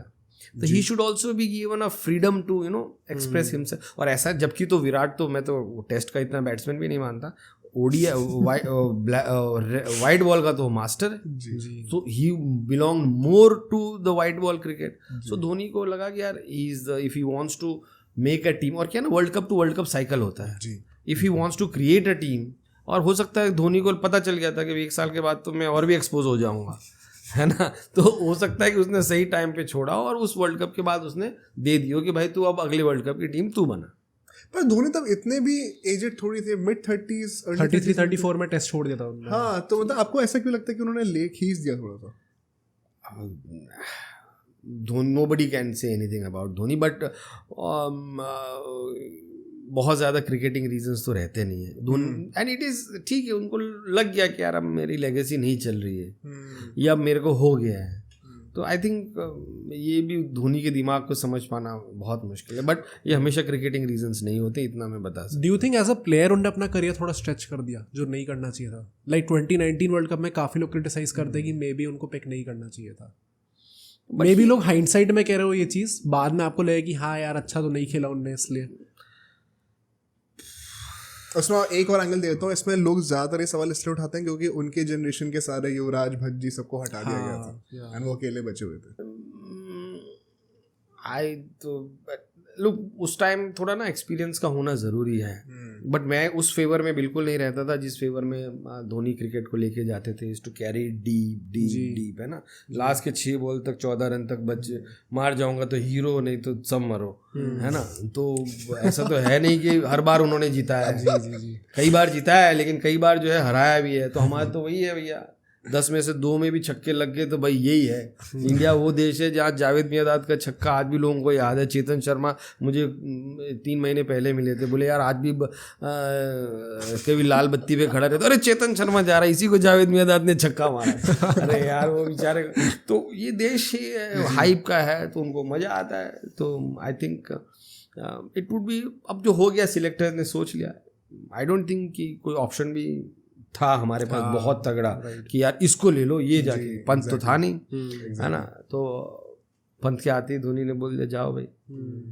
और मुझे लगता है कहीं ना कहीं लोग थोड़ा क्रिटिसाइज भी धोनी को ज़्यादा करते हैं। मुझे लगता है काफ़ी डिसीजन उनके टीम के हित में भी थे, हमेशा ऐसा कोई वो कंट्रोवर्सी वाली बात थी नहीं। देखो वो काफ़ी डिसीजंस उन्होंने लिए थे। कभी कभी क्या होता है ना, अब वनडे खत्म हो जाता है, आप डिसीजन नहीं लेते हो। हाँ, तो उन्होंने काफ़ी डिसीजन लिए थे जिसमें से काफ़ी डिसीजन इंडिया के फेवर में रहे थे, तो at least he had that courage to make a decision कि लास्ट ओवर जोगिंदर को देना है। ऐसा नहीं कि उनको पहले पता था कि ये कहीं ये जिता देगा, लेकिन at least he made an effort to do something which no other would have been able to do, है ना। देखो ऐसा उन्होंने कोई खिलाड़ी तो बनाया नहीं है कि भाई गांगुली की तरह सहवाग को है मिडिल ऑर्डर का बैट्समैन और बोल दिया जा तो ओपन कर, ऐसा कोई तो क्या हो ना कि धोनी के बारे में आज कोई भी बात नहीं करता सिवाय मैच जिताने के।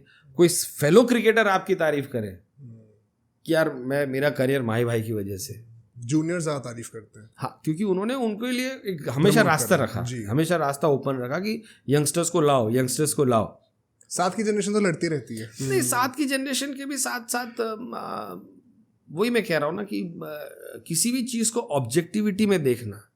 यार मैं भी 10 साल किसी के साथ काम करूंगा तो मैं भी उससे बायस्ड हो जाऊंगा, पर धोनी कभी भी बायस नहीं रहते थे, कम से कम बाहर से तो ऐसा लगता था। He used to take his own call, and जो हम कहते हैं कि यार क्या कप्तानी है क्या ये, वो इसलिए थी क्योंकि वो डिसीजन लेते थे सही गलत के। अब सही हो जाए तो बहुत अच्छी बात है, तारीफ भी उसी की होगी ना जो डिसीजन लेगा। जो डिसीजन लेगा ही नहीं, जो चल रहा है भाई, पता है कि आखिरी ओवर उसी ने डालनी है ना, जहीर की बची हुई है या उसकी बची हुई है, अगर उसने थोड़ा रडार से हट के काम किया तो अगर नहीं बहुत सारे डिसीजंस नहीं भी सही गए तो उसका क्रिटिसिज्म भी धोनी को मिला। तो he was ready to take decisions according to his thought process, and I think which was very courageous of him. Very true. यहाँ से एक्चुअली पूरा ट्रांजिशन करते हैं विराट कोहली के ऊपर। आपने एक अमित मिश्रा का एक रिसेंटली पॉडकास्ट आया था, बहुत ही कंट्रोवर्शियल देखा था आपने? आपको उनका आइडिया है थोड़ा सा? कि अब बहुत अकेला हो गया है, मतलब विराट अब ज़्यादा बात नहीं करता। हाँ, ये एक्चुअली मैंने नोटिस करा एक ट्रेंड है। ये जितने भी खिलाड़ी जो कि विराट कोहली की कप्तानी के अंदर थे और उनको निकाला गया है, वो सबके ना दिलों में ऐसा रहता है कि ये विराट कोहली जो कि विद ऑल ड्यू रिस्पेक्ट चीकू जिनको कहा जाता था, वो हमारे टाइम पे बड़े प्यार से थे, जब उन्हें कप्तान बनाया गया तो वो एक एज अ पर्सन बहुत बदल गए हैं। और उसके चक्कर में स्पेशली लोग कहते हैं कि वो जो 17, 18, 19 का जो फेस था जब रवि शास्त्री के साथ थे, उनको बहुत ज़्यादा पावर दे दी गई थी। लोधा कमेटी इनफैक्ट उनका नाम था। तो बहुत ज़्यादा ब्लाइंड पावर दे दी गई थी एंड उसको कहीं ना कहीं मिसयूज भी करा गया था, एरोगेंस आ गई थी। आपने उस टाइम पे क्रिकेट को फॉलो भी करा है, लाइव कवर भी करा है, मैं आपका पर्सपेक्टिव जानना चाहता हूँ। आई थिंक जैसे मैं एग्जांपल देता हूँ, आज तुम्हारे पेरेंट्स घर पे हैं जी, तो तुम कुछ भी काम करने से पहले सोचोगे, ठीक है। अब पेरेंट्स है नहीं, अब तुम्हें खाली फ़ोन पे जवाब देना है, और सोसाइटी के RWA को बोला गया कि ज़रा इनका ध्यान रखना, तो वो क्या है, हफ्ते में एक बार तुम्हें बुलाएंगे, हाँ भाई सब ठीक है, कुछ प्रॉब्लम है क्या है। तो उनका नाम भूल गया, राय, जो लोधा कमेटी के जो CAG के हेड थे पहले, जिनकी वजह से जो उस टाइम पूरा क्रिकेट देख रहे थे। जी। अब आज विराट और रोहित की आलोचना हो रही है, क्यों? क्योंकि BCCI एक मजबूत बॉडी है। उस समय BCCI था ही नहीं, प्रेसिडेंट ही नहीं था, लोढ़ा कमेटी चला रही थी। जितना बैंडविड्थ विराट कोहली और रवि शास्त्री को मिला, जो मन में आया, किसी को बिना अकाउंटेबल वो किया। BCCI है ही नहीं, सवाल कौन पूछेगा? तो वो जो पूरा एरा था, आई थिंक इतना पावर किसी को नहीं मिला जितना विराट और रवि शास्त्री के। वो जो पूरा, जब BCCI नहीं था, और उनका नाम भूल रहा हूँ, राय जी थे वो। तो अब रही बात अमित मिश्रा की, देखो दिल्ली में खेला है तो थोड़ा लिहाज होता है ना यार, कि एक मैच के लिए मुझे पुश कर दे, एक ढंग का रिटायरमेंट दिला दे। तो जब चीकू आया, जब विराट कोहली आया होगा, तो अब मिशी तो बड़ा स्टार था ही, अच्छा लेग स्पिनर भी था, लेकिन मिशी के साथ प्रॉब्लम क्या था कि he was very slow in the air. तो अगर तुम फ्लाइट में बीट हो जाते थे तो पीछे आके अपने आप को एडजस्ट कर लेते थे। He was a very good Turner of the ball, क्योंकि हम तो 2-3 बार खुद देखा भी है मिशी भाई के। तो ही was a very good Turner of the ball, very good leg spinner. चाहते तो एक आध मैच खेल लेते, और जिस इंडियन पिचों पे सैंटनर विकेट ले रहा है, पता नहीं कौन कौन आके, बस मर्फी ने भी विकेट लिया ऑस्ट्रेलिया के, ये ग्लेन फिलिप्स विकेट ले रहा, जिसने जिंदगी में नहीं सोचा था मैं विकेट लूंगा। इंग्लैंड के हार्टली ने 8-8, 6-6 विकेट है ना मिल रहे हैं थोक के भाव में। तो ऐसा नहीं कि अमित मिश्रा के होने से हम हार जाते हैं, हम तो जीतना तब भी था, जीतना यहाँ अक्षर पटेल भी डालेगा तो भी जीत जाएंगे, कोई भी स्पिनर लेके आओगे तो यहाँ पे विकेट तो ले ही लेगा। तो मिशी को लगा होगा यार इतनी तो लिहाज कर लेता कि दिल्ली के प्लेयर हैं, नेट्स में घंटों बिताए हैं, तो वो नहीं की। और ऐसा मिश्रा ने धोनी के लिए नहीं बोला, क्योंकि धोनी से आप उम्मीद नहीं करते, और अच्छा। कोहली से उम्मीद करते हैं कि आप दिल्ली में रहे हो, आपको एक दूसरे के सीक्रेट्स पता है, आप एक दूसरे के साथ ड्रेसिंग रूम में आपने काफ़ी शेयर किया है। हो सकता है मिशी भाई ने बहुत एनकरेज किया हो कोहली को उनके शुरुआत में, तो और यह हो सकता है कि प्रॉपर कम्युनिकेशन ना हो कि यार मिशी मुझे नहीं लगता है तो फिट है, तो बता कब रिटायरमेंट लेगा। तो एक रिटायरमेंट का भी मौका दे देते मिशी भाई को, बोल दिए मेरा लास्ट टेस्ट मैच है या मेरी लास्ट सीरीज है, तो करके अपना निकल जाता। अच्छा, ये चीज़ मैं एक चीज़ ऐड करूँगा यहाँ पे, ये बहुत ही इंटरेस्टिंग पर्सपेक्टिव है, क्योंकि मैं नोटिस करा ये जितने भी लोगों ने बोला है विराट कोहली के लिए, ये यूजुअली वो लोग हैं जो कि सीनियर्स थे टीम में, जिनके सामने विराट कोहली ने डेब्यू करा और फिर उनके सामने वो उनसे बड़े बन गए। जैसे कि मैंने युवराज सिंह का भी काफ़ी बार सुना है कि युवराज सिंह कहते हैं 2017 की चैंपियंस ट्रॉफी के बाद MS धोनी ने मुझे क्लैरिटी दी थी कि यार शायद ये रवि शास्त्री और विराट कोहली की जो पूरा मैनेजमेंट है वो आपकी तरफ नहीं देख रही है अभी 19 वर्ल्ड कप के लिए, तो आप अपना फोकस वहाँ से हटाइए, आप रिलैक्स करिए। बट विराट कोहली ने ये चीज़ कभी उनको इंटीमेट नहीं करी थी। इनफैक्ट ये नोशन था कि आप योयो टेस्ट क्लियर कर लेंगे तो आपको ले लिया जाएगा। ये प्लस मैं यही कहना था कि अमित मिश्रा का मेन जो प्रॉब्लम थी या जो क्वेश्चन था विराट कोहली से, तो यही था कि उन्हें क्लैरिटी नहीं दी गई। हाँ, उनसे बोला कि आप फिटनेस टेस्ट कर लीजिए, चलिए अब जाके रणजी खेल लीजिए, तो बार बार उन्हें इधर से उधर भेजा जा रहा था। उन्हें ये बताया ही नहीं गया कि ठीक है भाई अब नहीं दिखा जा रहा आपको। तो उनका मेन प्रॉब्लम, मेन क्वेश्चन वही था। ऑब्वियसली इसमें अब सच झूठ सब निकाल सकते हैं अलग अलग, बट प्रॉब्ली विराट कोहली के अंडर उन्हें वो चीज़ नहीं मिली, वो सिक्योरिटी नहीं मिली। तो वो क्लैरिटी कभी कप्तान नहीं देता है, वो क्लैरिटी हमेशा सिलेक्टर्स देते हैं। ओके, वो क्लैरिटी हमेशा बोर्ड देता है ना, एक कम्युनिकेशन प्रॉपर सिलेक्टर्स के साथ और कप्तान के साथ। मैंने कहा ना, क्योंकि वो अकेले दोनों शास्त्री और विराट कोहली जो मन मर्जी वो चल रहा था। और पहले भी विक्रम राठौड़ लेफ्ट साइड बैठते थे शास्त्री के, फिर राहुल द्रविड़ आए तो भी उनके लेफ्ट साइड ही बैठते हैं, और अब पता नहीं कौन कौन आया तो विक्रम राठौड़ की जगह वहीं फिक्स है। तो किसी में ऐसा मादा नहीं था जो कोहली को भी बोल सके कोहली तू कर क्या रहा है, तो एक बार बात कर ले। सो कभी कभी क्या होता है ना, कैप्टन सिलेक्टर्स को बोलता है, सिलेक्टर्स ये बात कन्वे करते हैं उसको कि यार देख, क्योंकि टीम कौन बनाता है, सिलेक्टर्स सपोजिटली जी है ना, सपोजिटली। बाकी तो कप्तान ये रखता है जी, ये मेरे 14 हैं, 15वां ऐड करना तो कर लो, वरना वो भी मेरे पास 3 नाम है ना। कि धोनी तो यही था, धोनी के सामने कोई सिलेक्टर क्या बोलता कोई, करेक्ट। तो वो तो सिलेक्टर का काम होता है कि देख भाई मिश्रा तेरा हो गया। और विराट में भी अगर ऐसा था तो कोई विराट को समझाता, यार विराट बात तो कर ले उससे, पर उस टाइम विराट इतने बड़े हो गए थे, विराट हो गए थे, तो कि कोई उसको समझाने कोई बोल ही नहीं सकता था जी। मैंने ये भी सुना कि वो ज्यादा लोगों से बात भी नहीं करता था, जैसे होटल में आया मीटिंग किया गायब, विराट का है किसी को पता ही नहीं, अपने रूम में लॉक। आई थिंक फिर वही कहीं ने किसी ने कोट किया था कि the higher you go in life the lonelier you become, ये विराट को डिफेंड करने के लिए बोला गया था कि भैया वो थोड़ी हर किसी से बात करेगा। पर विराट से पहले भी बतेरे लोग आए हैं, उसके बाद भी बतेरे लोग आएंगे। प्लेयर का एक ड्रेसिंग, वही तो मैं कह रहा हूँ ना कि आप जब ये क्रिकेट छोड़ोगे तो कितने दोस्त बनेंगे आपके, कितने दोस्त हैं जी। तो आई थिंक अगर मिशी भाई को ऐसा लगता है कि he was not given the clarity, तो पहली बात तो ये कि उस समय सिलेक्टर्स में इतना मादा नहीं था, और बोर्ड हमारे पास था नहीं, है ना। इट वाज या तो बोर्ड से एक फैसला आ जाता है, और ना किसी में विराट कोहली में ये कहने की हिम्मत थी कि विराट यार जरा बात कर लो प्लेयरों से। अभी रिसेंटली हमने एक जर्नलिस्ट को होस्ट किया था पॉडकास्ट पे, तो शूट के बाद ना वही ऑफ कैमरा बातें होती रहती हैं, मैं उनका नाम नहीं लूँगा। वो बता रहे थे कि वो जैसे ऑन फील्ड रिपोर्टिंग भी करते हैं, एंड वो 7-8 सालों से करते आ रहे हैं। तो उन्होंने कहा था कि जो 17, 18, 19 का जो टाइम था, वहाँ पे जब हम लोग मैच के ग्राउंड में तो अंदर होते थे और फोटोज़ लेने के लिए, प्लेयर से बात करने के लिए, तो विराट कोहली पलट के देखता भी नहीं था किसी की तरफ, बाकी सारे प्लेयर्स बात करने के लिए आते थे। बट जब उनका वो 20 के बाद थोड़ा सा टफ टाइम शुरू हुआ था, तब वो खुद सामने से कि भाई क्या हाल है, कैसे हो, नाम से पुकार के अच्छे से बात करते थे। तो जब वक्त बुरा आया तब थोड़ा ऐसा बोलते हैं कि मतलब थोड़ा सा चेंज आया उनमें उसके बाद। भाई वक्त ने तो अच्छों को बदला है तो क्या विराट कोहली और क्या कोई भी, हाँ, बट देखो ये तो हर प्लेयर के इंडिविजुअल के ऊपर है कि वो मीडिया से कैसे बात करते हैं, और थोड़े हम जर्नलिस्ट भी थोड़े बायस्ड हो जाते हैं कि जिन लोगों ने हमसे बात कर ली वो अच्छा है, जो नहीं कर रहा है वो अकड़ू है, एरोगेंट है। हो सकता है कि उस समय उस फ्रेम ऑफ माइंड में ना हो, है ना, तो we should give players that independence. But ये तो है कि I don't think Dhoni has too many friends out of from his playing cricket days, and I don't think Virat will also have too many friends when he retires from the cricket.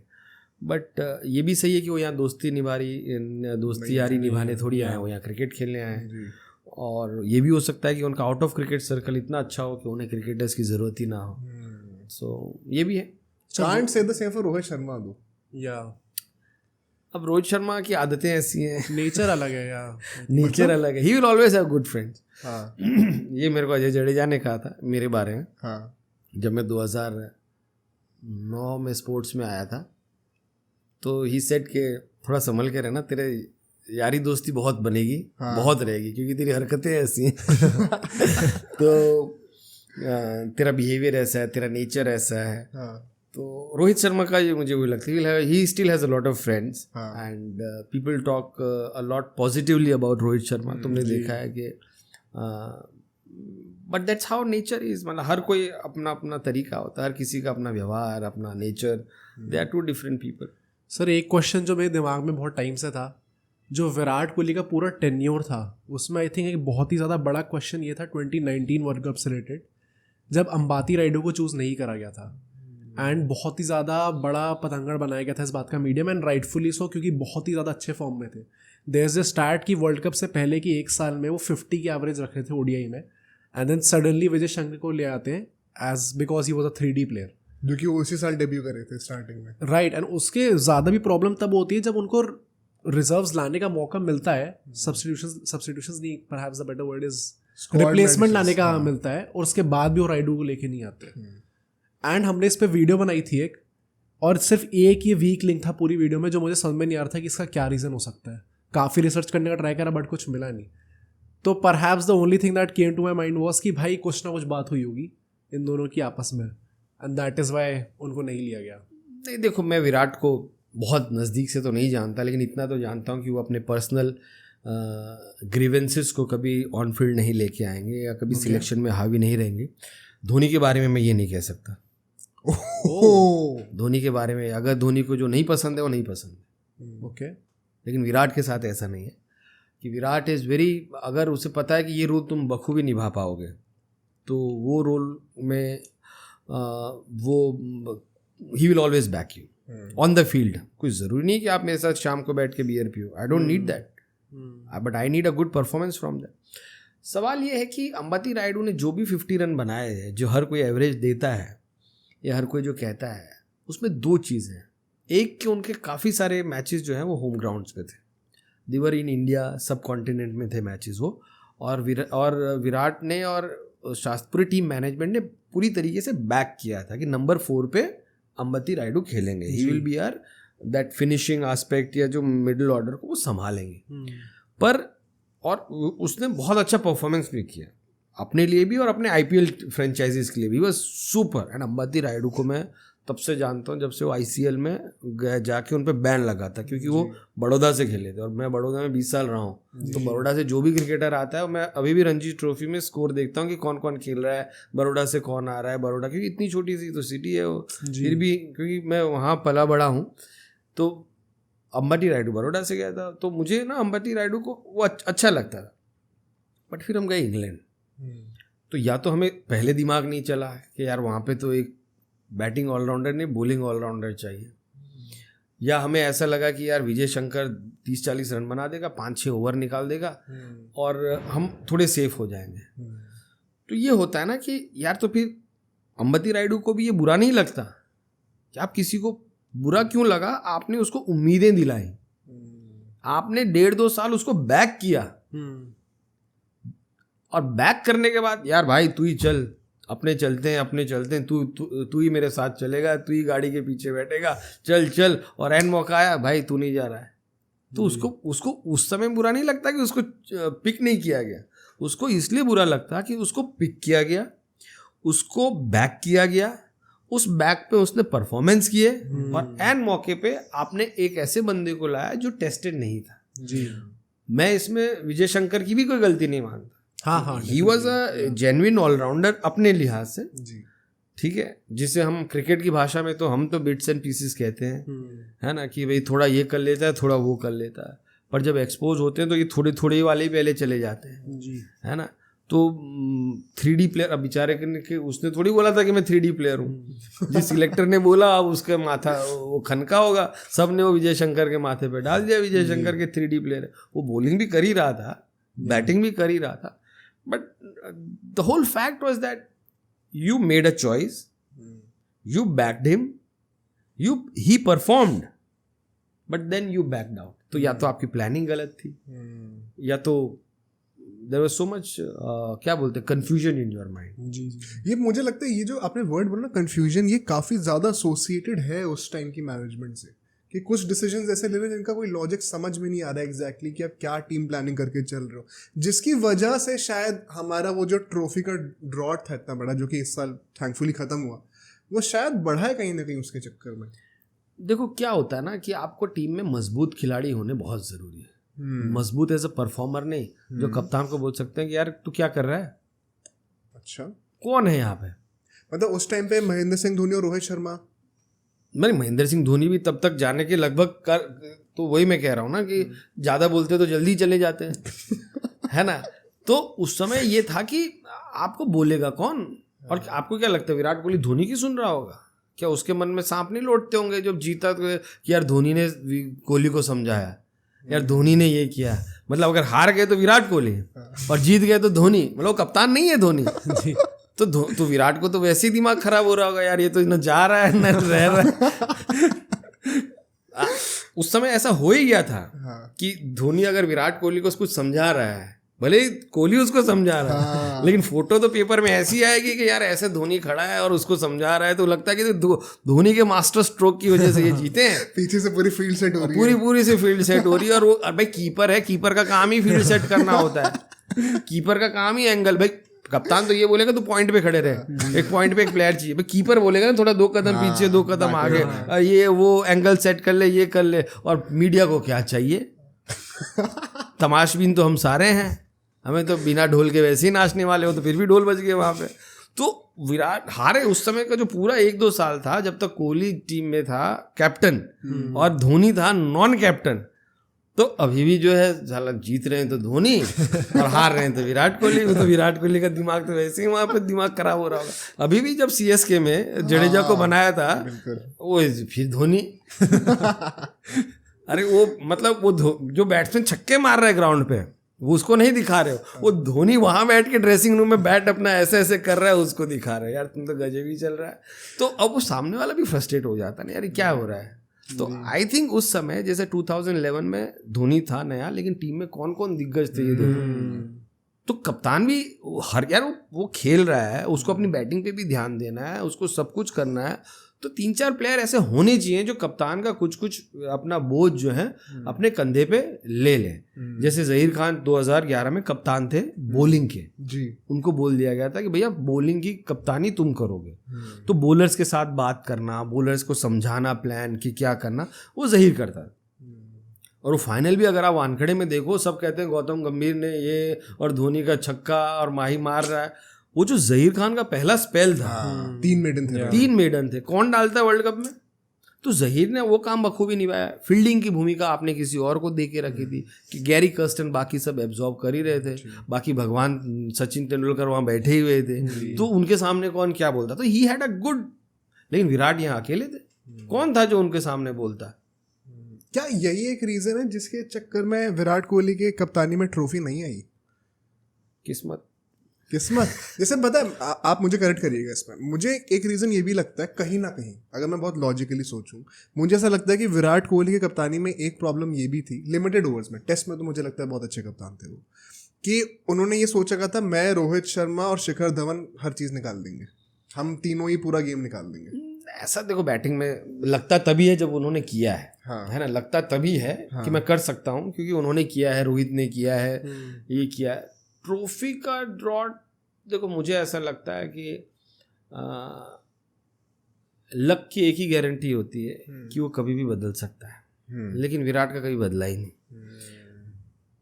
इस खेल में यही खूबी है, वो तुम्हें सब कुछ देगी लेकिन कुछ ना कुछ अधूरा छोड़ जाएगी। ऐसे बहुत कम लोग हैं जिनकी तमाम इच्छाएं पूरी हुई होंगी, कि किसी ने 2011 तक खींचा आपको, फिर आप 2011 में वर्ल्ड कप जीते, किसी ने 200 टेस्ट मैच तक खींचा आपको, तब आपने 200 टेस्ट मैच खेले, है ना, कि किसी ने मौका दे दिया कि आप वर्ल्ड कप जाओ और आप 2019 का वर्ल्ड कप भी खेल गए। तो ये बहुत लोगों के सपने यहाँ पूरे नहीं होते हैं, ये खेल ही ऐसा है। विराट कोहली के पास पाने को बचा क्या है बताओ? आए जुम्मन 1-2 साल हुआ था, 2011 वर्ल्ड कप जीत गए, आईपीएल ट्रॉफी रह गई है ना, वो भी नहीं मिलेगी, वो लिख लो, वो भी नहीं मिलेगी। विराट कोहली जब तक कप्तान रहेंगे वे ट्रॉफी नहीं मिलेगी, क्योंकि किस्मत है, सब कुछ आप ही के लिए थोड़ी है। और कितनी बार फाइनल में पहुंचे हो, कहाँ के जोर लगा दिए, 900 रन बनाए, 800 run, AB de Villiers, Chris Gayle, Virat Kohli, Glenn Maxwell, इससे बड़ी कोई बैटिंग लाइनअप बता दो, पर नहीं है तो नहीं है। यार वक्त भी तो एक चीज है, समय भी तो कुछ है, किस्मत भी तो है ना। तो I think it was not in his destiny. I think fair point है, क्योंकि आप लक वाला फैक्टर कभी भी डिस्कार्ड नहीं कर सकते। आप कितनी मेहनत कर लो, अल्टीमेट रिजल्ट भगवान के हाथ में ही होता है। एक विराट कोहली कप्तानी स्टेटमेंट में लास्ट सवाल पूछूंगा। एक ये भी नोशन है कहीं ना कहीं कि जैसे आपने बताया था ना, विराट कोहली ने फिटनेस नेक्स्ट लेवल पे लेके गया है, उसने वो बेंचमार्क सेट करा। मुझे याद है कि वो पहला बंदा था जिसने वो ओलंपिक लिफ्ट्स ट्राई करने शुरू करे थे, स्नैचेस एंड चेंज सब करना, एंड उसको देख के सबने फॉलो करा। पर मैंने फिर बाद में कई लोगों के इंटरव्यू सुने, जैसे वीरेंद्र सहवाग का सुना इंटरव्यू, मैंने रविचंद्रन अश्विन का सुना, जहाँ पे वो लोग कहते थे कि ये जो पूरी ड्रिल्स थी फिटनेस की, ये हमें सूट नहीं करती थी हमारी बॉडी टाइप को। तो क्या ये ज़रूरी है कि हर बंदा सिर्फ वही ड्रिल्स करे, वो बॉडी स्पेसिफिक होनी चाहिए? ऐसा लगता है कहीं ना कहीं कि क्या विराट कोहली के जो फिटनेस स्टैंडर्ड्स थे उसके चक्कर में भी थोड़े टेंशन थे टीम में? नहीं, देखो सहवाग का तो कुछ भी करना अच्छा ही नहीं लगता था भाई, उसको रन बन रहे हैं, फिटनेस नहीं करनी उसको, दादा को नहीं दौड़। अब वो पुराने जमाने के थे ना, दो चक्कर मार लिए, अपना हाथ टेढ़े वेढ़े कर लिए, हाँ मैं बैटिंग किए और अपना कर लिए, पर परफॉर्मेंस में तो कोई कमी नहीं आई। मैं वही कह रहा हूँ कि अब विराट कोहली इस तरीके की जिम करते हैं, और बहुत लोग अगर ऐसे, मैंने भी ये जाना है कि बहुत लोग ऐसे करते करते इंजर्ड हो गए। एग्जैक्टली, बिल्कुल, है ना, कि क्रिकेट के वो मसल्स नहीं है जो आपको चाहिए, वो आपको एक लीन मसल चाहिए।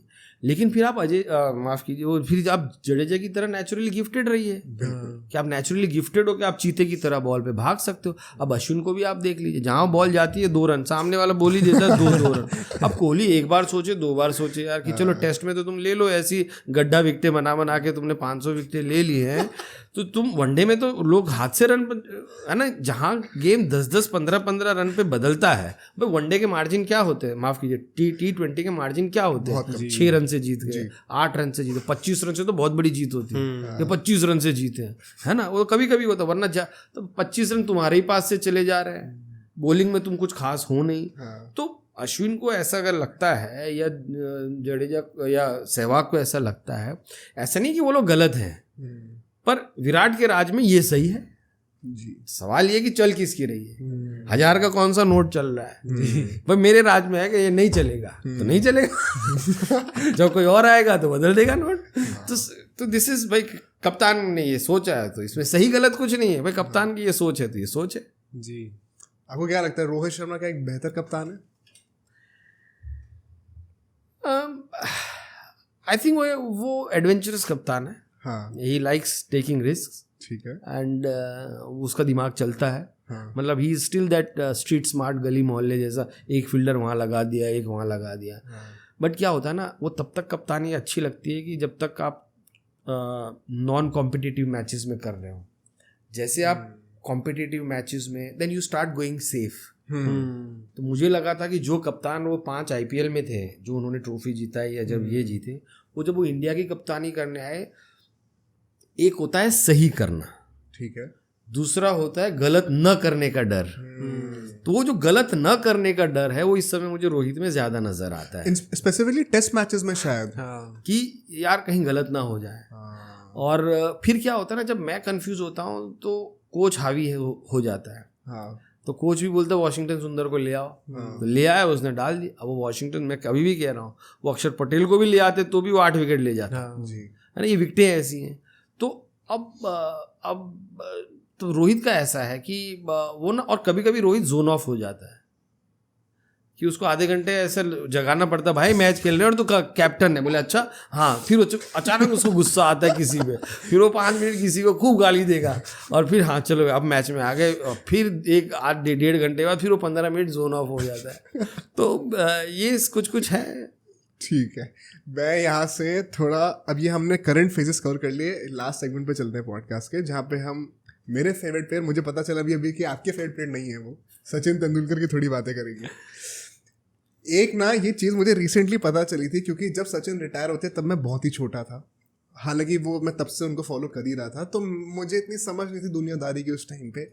मुझे लगता था वाह यार 200 टेस्ट मैचेस खेले, 100 शतक मारे हैं, क्या बढ़िया रिटायरमेंट हुआ है, पूरा स्टेडियम वानखेड़े का भरा हुआ था उस दिन पर अब मैं जैसे जैसे बड़ा हो रहा हूँ, जैसे मैं और लोगों से बातें कर रहा हूँ, तो मुझे ये भी पता चलता है कि सचिन तेंदुलकर को कहीं ना कहीं खींचा गया था एंड के टाइम पे, और उनको अल्टीमेटम भी दिया गया था कि आपकी लास्ट सीरीज है, हम आपको वानखेड़े में ऑर्गेनाइज करा के दे देंगे, आप रिटायरमेंट ले लीजिए। क्या सच है? वेस्ट इंडीज को बुलाया इसीलिए गया था। वेस्ट इंडीज जब पूरे साल भर का शेड्यूल आया था तो वेस्ट इंडीज के खिलाफ 2 टेस्ट मैच तो थे ही नहीं, हाँ। वो फिर उन्हीं के लिए रखे गए कि हो सकता है उसके बाद कोई भारी सीरीज आने वाली है, बोले भैया यहीं चले जाओ। हाँ। देखो सचिन तेंदुलकर इस देश के लिए प्लेयर नहीं है, भगवान है। वो एक माँ के लिए बेटा है, बहन के लिए भाई है, क्योंकि हमने उसको 16 साल का देखा था, बहुत तब हम लोग 6 साल के थे, तो उस 16 साल में सचिन कभी बड़ा ही नहीं हुआ। आज भी माएँ जो हैं वो उसको 16 साल का ही देखती है। सो ट्रू एक्चुअली में। And he is an emotion, he is not a player. सो मैं उसको जज ही नहीं करता कि है ना, कि उनकी अब क्या बताऊं, मतलब हो सकता है ये सचिन ना होते तो इस देश में क्रिकेट इतना पॉपुलर होता ही नहीं।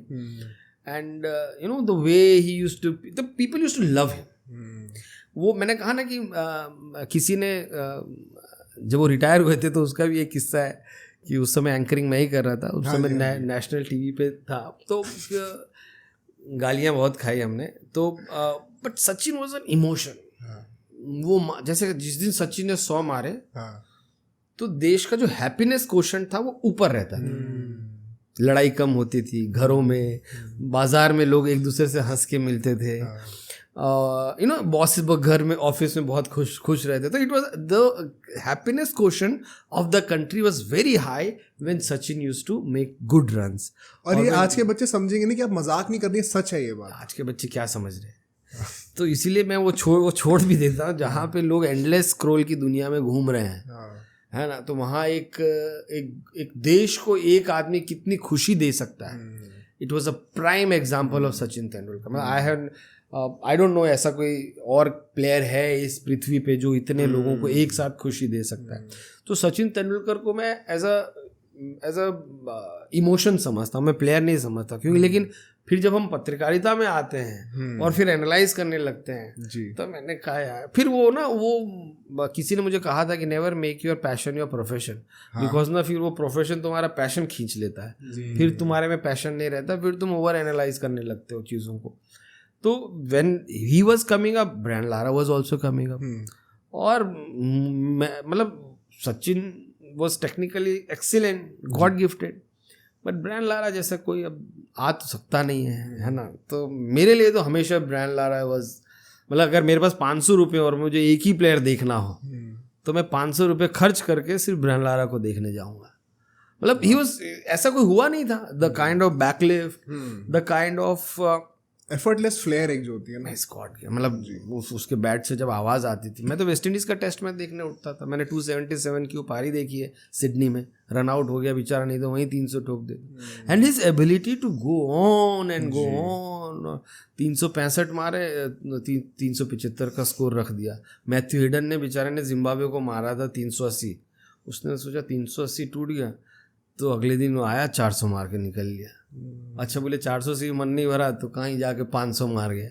तो you know his ability to go on and bat at the same tempo is like is exceptional. और ना आंखों को मज़ा आता है जब ब्रायन लारा बैटिंग करता है, तो आंखों को यार नहीं यार ये कैसे कर दिया इसने, ये कैसे। तो as a cricketer I would love, I always had a soft corner for Brian Lara, but as a as a country, as a Indian, as an emotion, no one can ever match Sachin Tendulkar. तो ये कहना सही है कि सचिन तेंदुलकर को 100 century में पहुंचने में बीसीसीआई ने काफ़ी हेल्प करी उनकी। किसी ने तो हेल्प करनी ज़रूरी थी ना यार, कि कोई तो, जब तुमने देश का हाथ थामा तो देश, बीसीसीआई ने अगर थोड़ा हाथ थाम भी लिया सचिन का तो क्या बुरा था। कम एहसान थोड़ी किए सचिन ने जी न जाने कितने मैच फिक्सिंग के एपिसोड सचिन के चुप रहते रहते खत्म हो गए। जी कभी कभी बोलने की नहीं, चुप रहने की भी एक वो होता है। तो आई मीन इसको तो I think it was, he deserved it. या अगर थोड़ा खींच भी लिया जी तो he deserved every bit of it. और हर कुछ जीत हार नफा नुकसान से नहीं तोली जाती है। आई थिंक सचिन नहीं होते तो बीसीसीआई भी इतना बड़ा नहीं होता। I fully agree with this. मुझे भी ऐसा लगता है कि हर चीज़ को आपको एकदम ऑब्जेक्टिवली देखने की जरूरत नहीं है। नहीं, ठीक है भैया, वो खेलना चाह रहा है 200 टेस्ट में, खेल लो।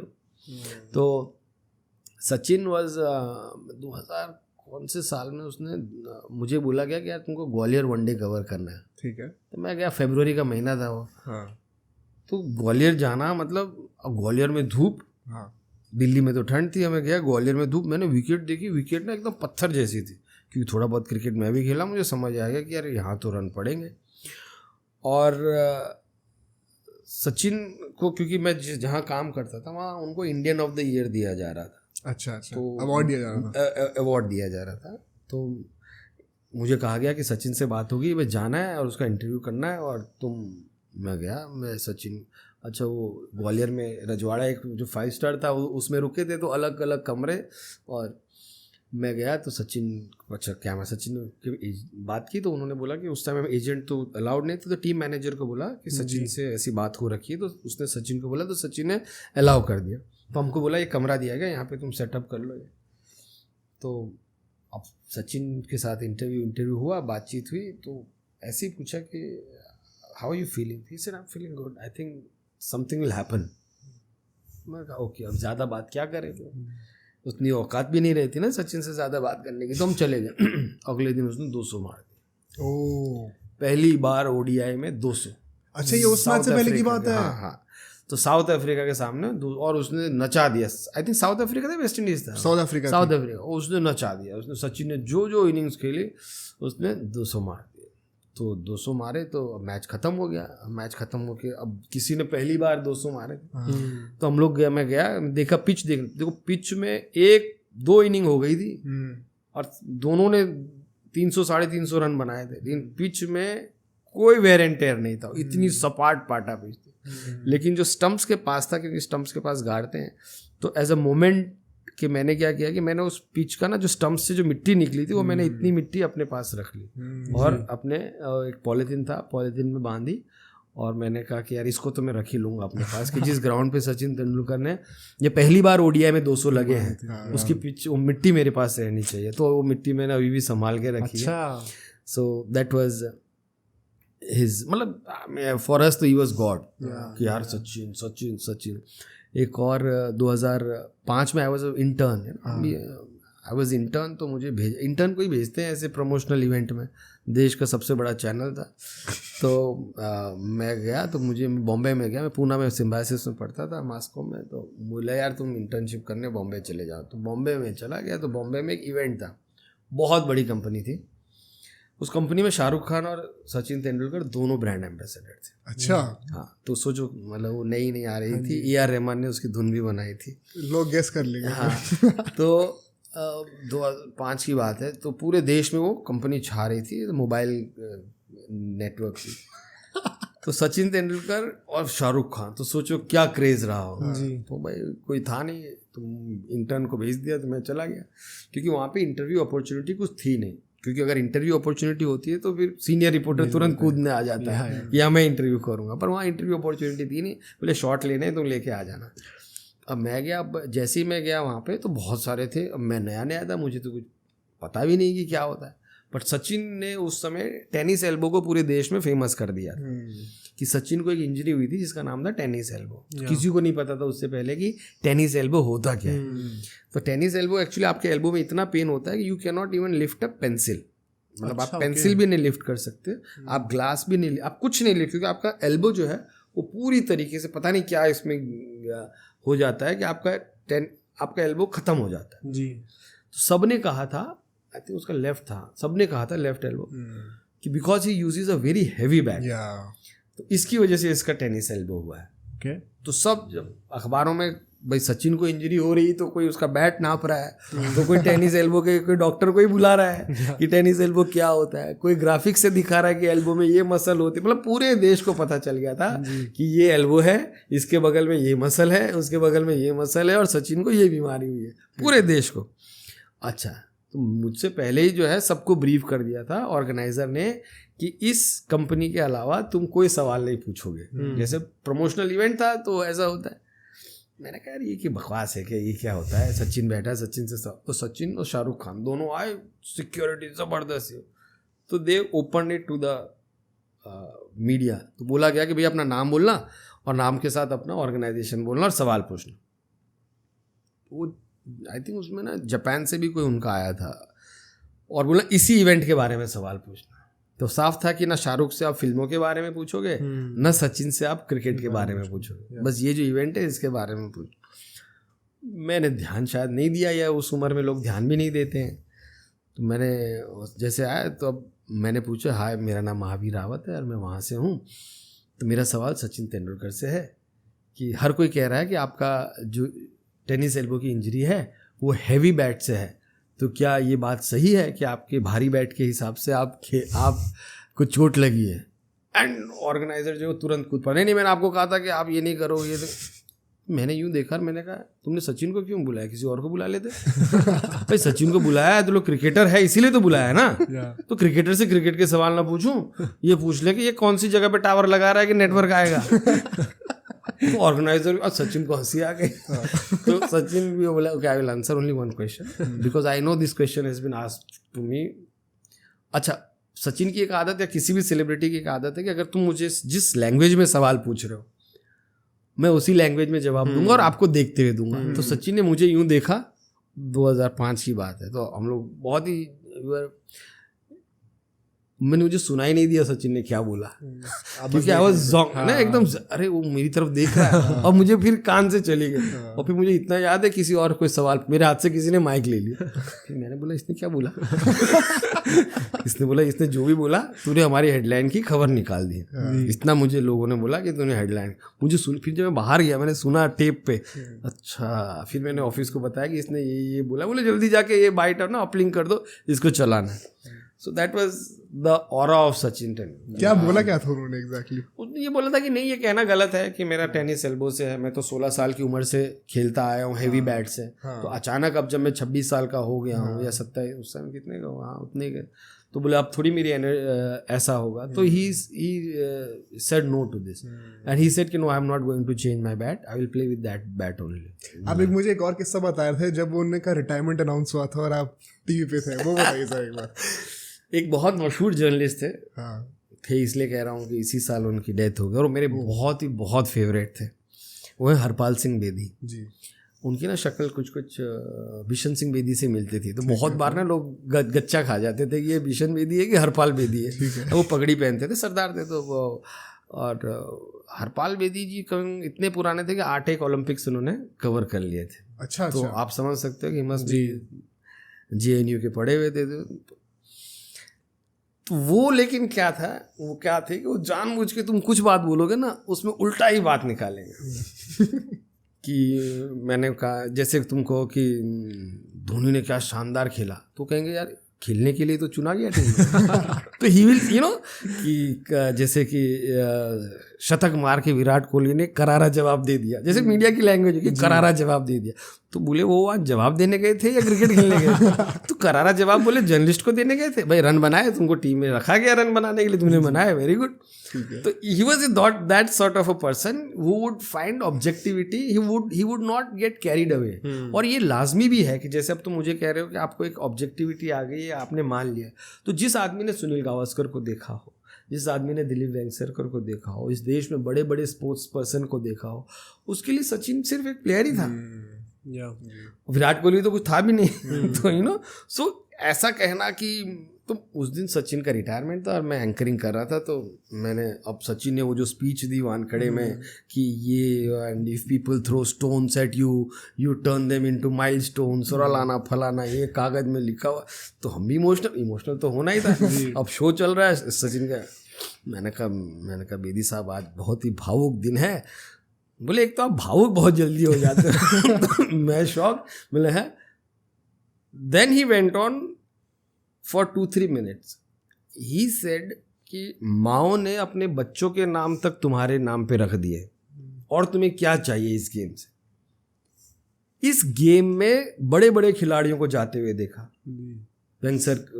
गावस्कर गए, वेंगसरकर गए, इमरान खान गए, विव रिचर्ड्स गए, मालकम मार्शल गए, तो सचिन भी चले जाएंगे। इसमें इतनी हाई तौबा मचाने की क्या बात है। तो मैंने कहा नहीं, उन्होंने देश की इतनी सेवा की है, देश के नाम ये कि जैसे एंकर कहते हैं कि आज का बहुत बड़ा ये भारत के कंधों को अपने कंधों पे ले, बोले देश की सेवा की है, फ्री में की है क्या। And I was again shock. बोले 1-1 रन का 1-1 लाख रुपया दिया उनको। और ये भाई देश के इमोशंस इतने हाई 2003, वो फोन लाइन बजनी शुरू हो गई कि आपने किन 2 गधों को बिठा रखा है, वो बकवास किए जा रहे हैं और सचिन के बारे में कोई ऐसा कैसे बोल सकता है। ये उस दिन कम से कम 20 से 25 हज़ार फ़ोन आए कि ये गेस्ट कौन है और ये एंकर उसे रोक क्यों नहीं रहा है। और मैं जान रहा था ऐसे इमोशनल कि मैं तो कह ही रहा हूँ, लेकिन वो एज एन ऑब्जेक्टिवली सही कह रहे हैं। और ये लाइव चल रहा है, और ये लाइव ही था, इंडिया के one of the biggest news channels पे लाइव चल तो रहा है। वो लाइव चल रहा था कि भैया 1-1 रन का 1-1 लाख रुपया दिया है, माओ ने अपने बच्चों के नाम तुम्हारे ऊपर रख दिए, तो कोई जगह हमेशा के लिए थोड़ी किसी की है। 200 टेस्ट खिलवा दिए तुमको, ठीक है, इतने सारे वनडे, 100 टेस्ट सेंचुरी तुमसे बनवाई गई है, तो अब तुम्हें क्या चाहिए कि जाओगे या नहीं जाओगे। तो मतलब उस तरीके का पूरा नरेशन था। बट ये था कि हाँ, इमोशनल तो हर कोई उस समय हो गया था, but that was a scene जो उस समय थोड़ा अटपटा लगा था। और मेरे मुंह से एक बात निकल गई थी, उसी समय ना उनको भारत रत्न में दे दिया तुरंत ही, उसी दिन जाओ वैसे भारत रत्न। अब मैंने कहा कि यार कुछ ना बेदी साहब, कुछ अवार्ड ऐसे होते हैं जो आपको मिलते हैं तो आप बड़े हो जाते हैं, लेकिन किसी को मिलता है तो वो अवार्ड बड़ा हो जाता है। And you looked at me like कैसे बोल दिया ये। बोले भारत रत्न, बोले किन किन को मिला है, जिन्होंने देश के लिए डंडे खाए हैं, जिन्होंने गोलियां छाती पे खाई हैं। बोले यहाँ तो क्रिकेट खेला है तुमने, और उस क्रिकेट खेलने को मिला भी नहीं था शायद। और उस क्रिकेट खेलने के तुम्हें पैसे मिले और देश तुम्हें पूजा कर रहा है। अब बोले कल के दिन 5 साल बाद अगर सचिन तेंदुलकर का नाम किसी 19, 20, 30 जगह में आ जाता है तो क्या वो भारत रत्न खराब नहीं हुआ। इतनी जल्दी देने की क्या जरूरत थी। बोले इमोशनल ये सब क्या, तो he was on that tangent. और मैं सोच रहा हूँ कि आज तो गए, आज तो बाहर जाना और पिटना है। कहीं कोई दिख ना जाए मार्केट में। उस समय एंकर फेमस भी हुआ करते थे, आजकल तो एंकर सब निकल ही रहे। पर तो उस टाइम तो बेदी साहब बोले यार, फिर मेरे को 10 दिन बाद मिले यार, बोले महावीर बहुत गाली पड़ी यार, बहुत गाली। किसी हॉस्पिटल में चले गए थे, किसी सिक्योरिटी गार्ड ने ही रोक दिया था, बोला आपने क्या बोला था। और वो महावीर भी आपकी बात पे हंसता रहता है। तो उनके साथ मैं भी गाली खा रहा था जहाँ वो जा रहे थे। तो it was very very funny. भगवान आज हमारे साथ वो नहीं है, but from him I learn to be objective, not to get carried away. I think वो एज के साथ वो चीज़ भी आ जाती है। मैं इस टॉपिक को और इस पॉडकास्ट को एंड करने के लिए एक लास्ट सवाल पुट आउट करता हूँ हम तीनों के लिए, इसको डिस्कस करते हैं ज़रा। और यहाँ पे कोई बायसनेस है नहीं, क्योंकि एक ब्रायन लारा के फ़ैन है, एक सचिन के फ़ैन है, एक विराट कोहली के फ़ैन है। सचिन और विराट कोहली के बीच में आपको क्या लगता है आज से 10-20 साल बाद किसकी लेगेसी ज़्यादा बड़ी मानी जाएगी? ऑलवेज सचिन तेंदुलकर। क्यों? इस पे काफ़ी लोग आपको पूछेंगे। रन आएंगे, रन जाएंगे। हाँ, तुमने इस देश को खेलना सिखाया है। तुम्हारा नाम सुन के हो सकता है विराट ने बैट पकड़ना शुरू किया।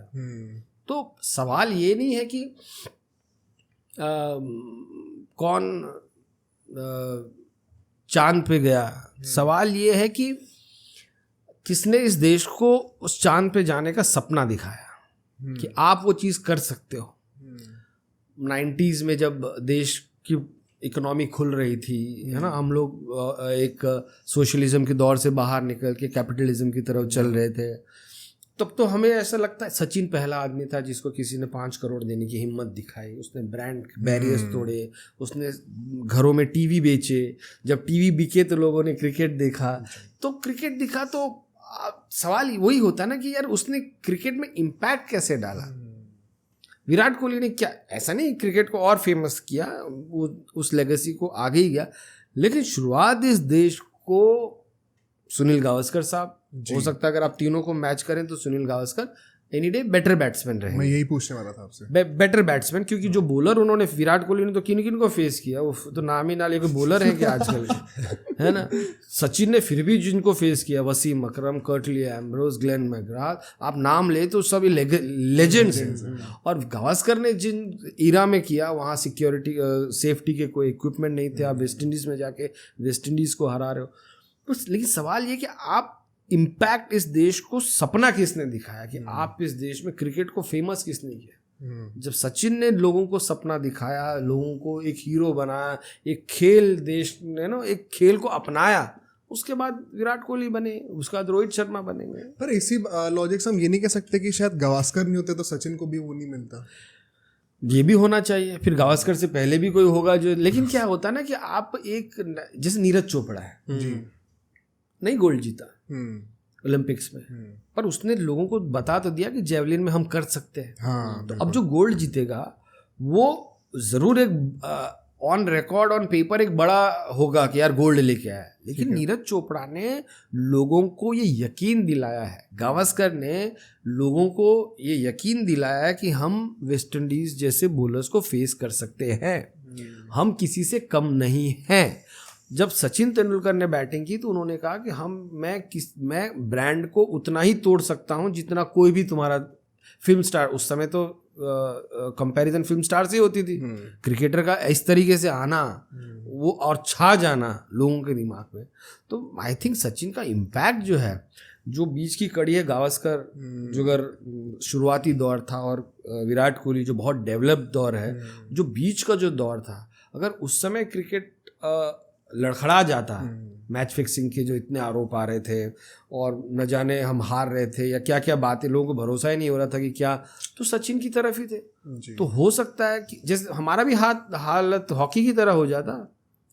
बिल्कुल सही बात है। But Sachin stop, people started dreaming to play, because you always need a star to look up to. So and I think Sachin was across the, he was one, I said ना, जब सचिन खेलते थे तो इस देश का हैप्पीनेस क्वोशेंट बहुत ऊपर रहता था। लोग गरीब भी थे, गरीब भी इतने ही थे, पर खुश थे जब जिस दिन सचिन ने 100 मारा। Sir I will make my case. मैं ये कहता हूँ कि जो आपने चीज़ बोली एकदम परफेक्ट है, एंड उसके जो इम्पैक्ट, जो वैल्यू है बहुत ज़्यादा है, बट वो इम्पैक्ट और वैल्यू आगे से अगले 20 साल में लोग शायद उतना याद ना रखें, क्योंकि हम ऐसे दौर में जा रहे हैं, जैसा आपने कहा कि जब सचिन आ रहा था तब ग्लोबलाइजेशन हुआ, तब बाहर हमारा रिकग्निशन इंडिया का इस नाम से हुआ कि भाई सचिन यहाँ पे खेलता है। अब विराट कोहली की इस टाइम पे जो फैन फॉलोइंग है क्रिकेट में, और कोई प्लेयर उसके पास भी नहीं है, मतलब इट्स नॉट इवन क्लोज। जो NBA स्टार्स हम लोग कहते हैं कि ये लेब्रॉन जेम्स, ये सब प्लेयर्स बहुत ज़्यादा फेमस है, वर्ल्ड वाइड फेमस है, विराट कोहली की फॉलोइंग इनसे ज़्यादा है। फॉलोइंग मतलब हम क्या मान रहे हैं? सोशल मीडिया फॉलोइंग कितने हम हैं, कितने? हर 7 में से अगर एक बंदा इंडियन होगा तो हमारी फॉलोइंग बढ़ेगी। आप ये समझ नहीं रहे हो। आज विराट कोहली, तुम कह रहे हो कि विराट कोहली की जो फैन फॉलोइंग है वो लिब्रॉन जेम्स को इस दुनिया में कितने देश पहचानते हैं? क्रिस्टियानो रोनाल्डो को या लियोनेल मेसी को इस प्लेनेट में कितने देश के लोग पहचानते हैं? तुम ये देखो सर। और विराट कोहली को वो कहता है कि विराट कोहली आज फिलीपींस चला जाए, जा इंडियन ना हो, या लंदन, या नहीं, लंदन में तो इंडियन पाकिस्तान बतेरे हैं। मैं कह रहा हूँ देखो, फिर हम ये गलत चीज नाप रहे हैं कि उसकी फैन फॉलोइंग इतनी है, उसके इतने मिलियन फॉलोअर्स हैं। सर लेगेसी एंड में सही नहीं, लेगेसी उससे नहीं नापी जाती। लेगेसी आज मैराडोना को लोग क्यों याद करते हैं, और हिस्ट्री किसे याद करती? तुम 20 साल को हिस्ट्री थोड़ी कहते हैं, 50, 60, 70 साल लगते हैं हिस्ट्री बनने में। मैराडोना को क्यों याद करते? क्योंकि Maradona was a street fighter. वो जिस तरीके से आया, उसने अपने आप को कंडक्ट किया ग्लोबल में। देखो, उस खेल ने तो आपको जो दिया वो दिया, उस खेल को आप क्या देखे जा रहे हो, उस खेल को आपने कितना रिच बनाया, उस खेल को आपने कितने नए देशों, नए बच्चों में खेलने का एक जज्बा पैदा किया। तो आई थिंक तो विराट कोहली ने क्रिकेट को ग्लोबल रिकग्निशन दिया। ग्लोबल में तो मैं अब आप सर ऐसे सोचिए ना, जैसे अभी ओलंपिक्स में क्रिकेट आने वाला है और ओलंपिक्स के चीफ थे, उन्होंने कह दिया कि हम लाए इसलिए क्योंकि विराट कोहली आएगा। हाँ। अब विराट कोहली खेलेगा नहीं ओलंपिक्स में, वो डिफरेंट बात है, बट ओलंपिक्स के चलते काफ़ी ऐसी कंट्रीज आएंगी इसके अंदर जो कि क्रिकेट अडॉप्ट करेंगी। अभी नहीं है बट फ्यूचर में होपफुली आएंगी, जिसके चलते नाम बढ़ेगा। और जो आपने बोला कि बाकी कंट्री, ऐसी कितनी कंट्रीज जहाँ पे विराट कोहली को पहचान पाएंगे लोग। Out of all the cricketers right now Virat Kohli हट गए जिसको पहचानने की सबसे ज़्यादा प्रोबेबिलिटी है। नहीं, लेकिन क्रिकेट खेली कितने लोग रहे हैं?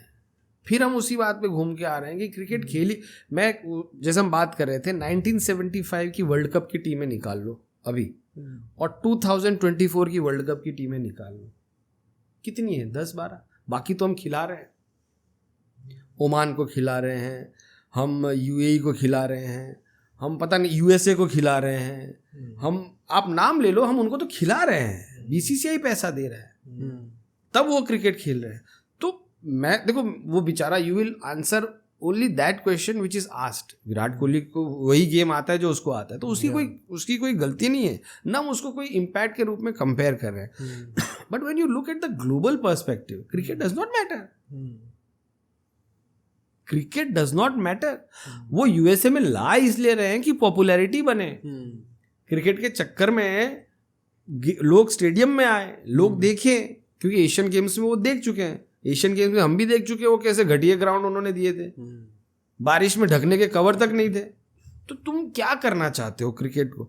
मैं ये नहीं कह रहा हूँ कि बाकी सारे स्पोर्ट्समैन का उतना इम्पैक्ट, मैं कह रहा हूँ क्रिकेट कोई बहुत, आज अगर ग्लोब से क्रिकेट चला जाए तो भारत के अलावा जो साउथ एशियन कंट्रीज के अलावा किसी को ज्यादा फर्क नहीं पड़ेगा। क्रिकेट एज अ स्पोर्ट ही उतना रेलेवेंट नहीं।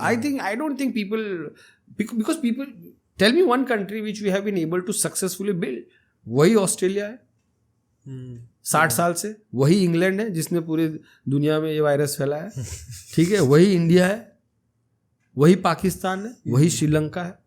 कोई एक सुपर पावर तो बताओ कि ये आया हो, कि पहले जैसे फुटबॉल में फ्रांस और अर्जेंटीना और ब्राजील ही चले जा रहे थे, स्पेन एक कंट्री आया, उसने अपने वहाँ लीग स्टार्ट की, वो स्पेन वहाँ पे तरक्की कर गया, अभी मोरक्को काफ़ी हद तक आगे बढ़ गया, रशिया वहाँ पे, वहाँ जापान जैसा देश है फुटबॉल खेल रहा है। मैं सिर्फ फुटबॉल भी नहीं खेल रहा हूँ, मैं आप कोई भी गेम उठा के देख लो, हॉकी हमसे छोड़ के हर कोई अच्छा खेल रहा है, हॉकी भी तो आगे बढ़ी है जो कंट्रीज पे। तो हम ये देख रहे हैं कि कितने देशों ने उस खेल को अपनाना शुरू किया है। सिर्फ खेल नहीं, खेल तो हम भी रहे हैं टेनिस सालों से, उस देश, हम कितने नए लोगों को वर्ल्ड स्टेज पे अच्छी टीम बनाने में कामयाब रहे। And I don't think cricket matters. I think just to sum this up, क्योंकि ये डिबेट मुझे पता है बहुत लंबी चलेगी, यहाँ पे 2 लोग सचिन के फेवर में, तुम्हारे फेवर में सारे कमेंट्स होंगे मुझे पता है, जो कि विराट कोहली के फैंस है, तो आई थिंक वहाँ पे न्यूट्रलाइज हो जाता है। क्या आप कुछ बोलना चाह रहे थे? उसको इम्पोर्टेंस ही देनी। I don't give any importance. और दूसरा है कि जैसे मैं कहा था कि विराट कोहली ने बहुत कुछ इस देश को दिया है, जो 18 नंबर की जर्सी लोग पहन रहे हैं, जो स्टेडियम में जा रहे हैं, जो उसकी ज़बरदस्त फैन फॉलोइंग है, ये जस्ट क्योंकि एक टाइम पे तो सवाल था कि सचिन चला जाएगा तो क्रिकेट कौन देखेगा, but Virat and his impact in ODI, I mean I think he is a better batsman than Sachin Tendulkar when it comes to ODI. You know, जिस तरीके से वो चेस करता है, जिस तरीके से वो मेंटली स्ट्रांग है, पिछले 2-3 साल में क्या है कि मुझे ऐसा लगता है भक्ति भाव में थोड़ा बढ़ गया है उनका। तो he is not the Virat Kohli that, जो मुझे ऐसा लगता था कि यार ये तो इसका फैब्रिक, डर लगता था, फैब्रिक बदल रहा है। तो या तो उम्र आ रही है, या फिर ज्यादा अंदर अब वो कुछ चेंजेस, इंटरनल चेंजेस हो रहे हैं, जो फैमिली ओरिएंटेशन, या वो हो सकता है कब तक आदमी उस इंटेंसिटी पे रहेगा। तो but no one can, I mean look at his fan following. I mean Dhoni है, but I think Dhoni has got, Dhoni की तो इस टाइम पे सबसे ज्यादा है ना, वो अलग लेवल है वो। लेकिन Virat has done, at least has made sure कि क्रिकेट को लोग देखते रहें, वरना सचिन के बाद तो लोगों ने उम्मीद ही छोड़ दी थी कि यार छोड़ो, कब क्या देखना, सचिन चला गया। But he made sure to continue his legacy, and Sachin की लेगेसी को कंटिन्यू करना ही, it's a hats off to him. I think मुझे ना ऐसे बहुत कम पॉडकास्ट शूट करते पता होते हैं कि वो ऑडियंस को बहुत ज़्यादा एंटरटेनिंग लगेंगे। अब मुझे पता ही है वाला पॉडकास्ट लोगों को बहुत एंटरटेनिंग लगेगा। I think personally for me this is one of my favourite podcast. हाँ, बहुत मजा आया Mahavir ji, thank you so much for coming. Thank you. I hope आपको भी मजा आया होगा। नहीं, थैंक यू फॉर हैविंग। मेरे पास इतने सारे सवाल और ज़्यादा है, हमने इतने सारे टैंजेंट्स को टच करा ना। I would love for this to continue in another podcast. आज इसको मुझे लगता है हमें यही रोक देना चाहिए, but definitely will have you back and बहुत जल्दी दोबारा बातें करते हैं। Any last thoughts from your side? I think मेरा लास्ट थॉट यही है कि keep playing and this is for the younger generation, कि कोई जीतने हारने इसके लिए नहीं, दोस्तों के साथ खेलो, दोस्ती भी बढ़ती है, फिटनेस भी बढ़ती है। क्योंकि हम लोग के साथ ना ये था कि हम लोग खेलते थे और खेलने के बाद 10 मिनट की वो होती थी क्या बकैती चलती थी जिसमें हम पूरे क्रिकेट का वो डिस्कस करते थे। और यकीन मानिए लोग कहते थे कि यार तुम क्रिकेट में या किसी भी स्पोर्ट में इतना नेचुरल कैसे डिस्कशन कर लेते हो। तो ये वही डिस्कशन है जो बचपन में या खेलने के बाद, यार वो कहता था कि लक्ष्मण, जैसे मेरा फेवरेट लक्ष्मण था ऑफिस, वो कह रहा था वो द्राविड, वो कह रहा है सचिन का एक ज़बरदस्त फैन आ जाता था। तो वो जो डिस्कशन चलते थे वो स्टूडियो से और किसी भी पॉडकास्ट से ज़्यादा इंटरेस्टिंग होते थे। तो my only request to everyone is to play, go out, hang out with friends और just enjoy the sport. ठीक है, आई थिंक ये बहुत ही एक अच्छा नोट एंड करने के लिए पॉडकास्ट को इसमें पेंड करता है। बहुत जल्दी आपसे दोबारा मिलते हैं। Thank you for having. I am sure ये पॉडकास्ट आप सबको बहुत अच्छा लगा होगा। Personally if you ask me कि मेरा फेवरेट मोमेंट क्या था, आई जनरली कांट से भाई, मैं चूज नहीं कर सकता, क्योंकि थ्रू आउट द पॉडकास्ट जैसे जैसे हमने बात और ज़्यादा करते गए वैसे वैसे पॉडकास्ट और बेटर होता गया। सो वो जो कंट्रोवर्शियल बीच बीच में से स्टेटमेंट्स आ रही थी ना छोटी छोटी, आई थिंक मेरे लिए वो सबसे ज़्यादा फेवरेट थी। मेरे लिए पर्सनली सबसे बड़ा हाईलाइट इस पॉडकास्ट का था कि ऑल्दो हम सबके कोई ना कोई फेवरेट प्लेयर्स होते हैं, बट महावीर जी ने जिसको ट्रोल करना है और जिसको अप्रिशिएट करना है सबको इक्वली करा है। ऐसे कोई भेदभाव नहीं करा, कोई बायस नहीं करा, चाहे कोई कितना ही बड़ा नाम हो चाहे कोई कितना छोटा नाम हो। उसकी वजह से आई थिंक ये पॉडकास्ट बहुत ही ऑथेंटिक निकल के आएगा। एंड आई एम श्योर कि आप लोग का भी कोई ना कोई फेवरेट पार्ट या फेवरेट सेगमेंट ज़रूर होगा।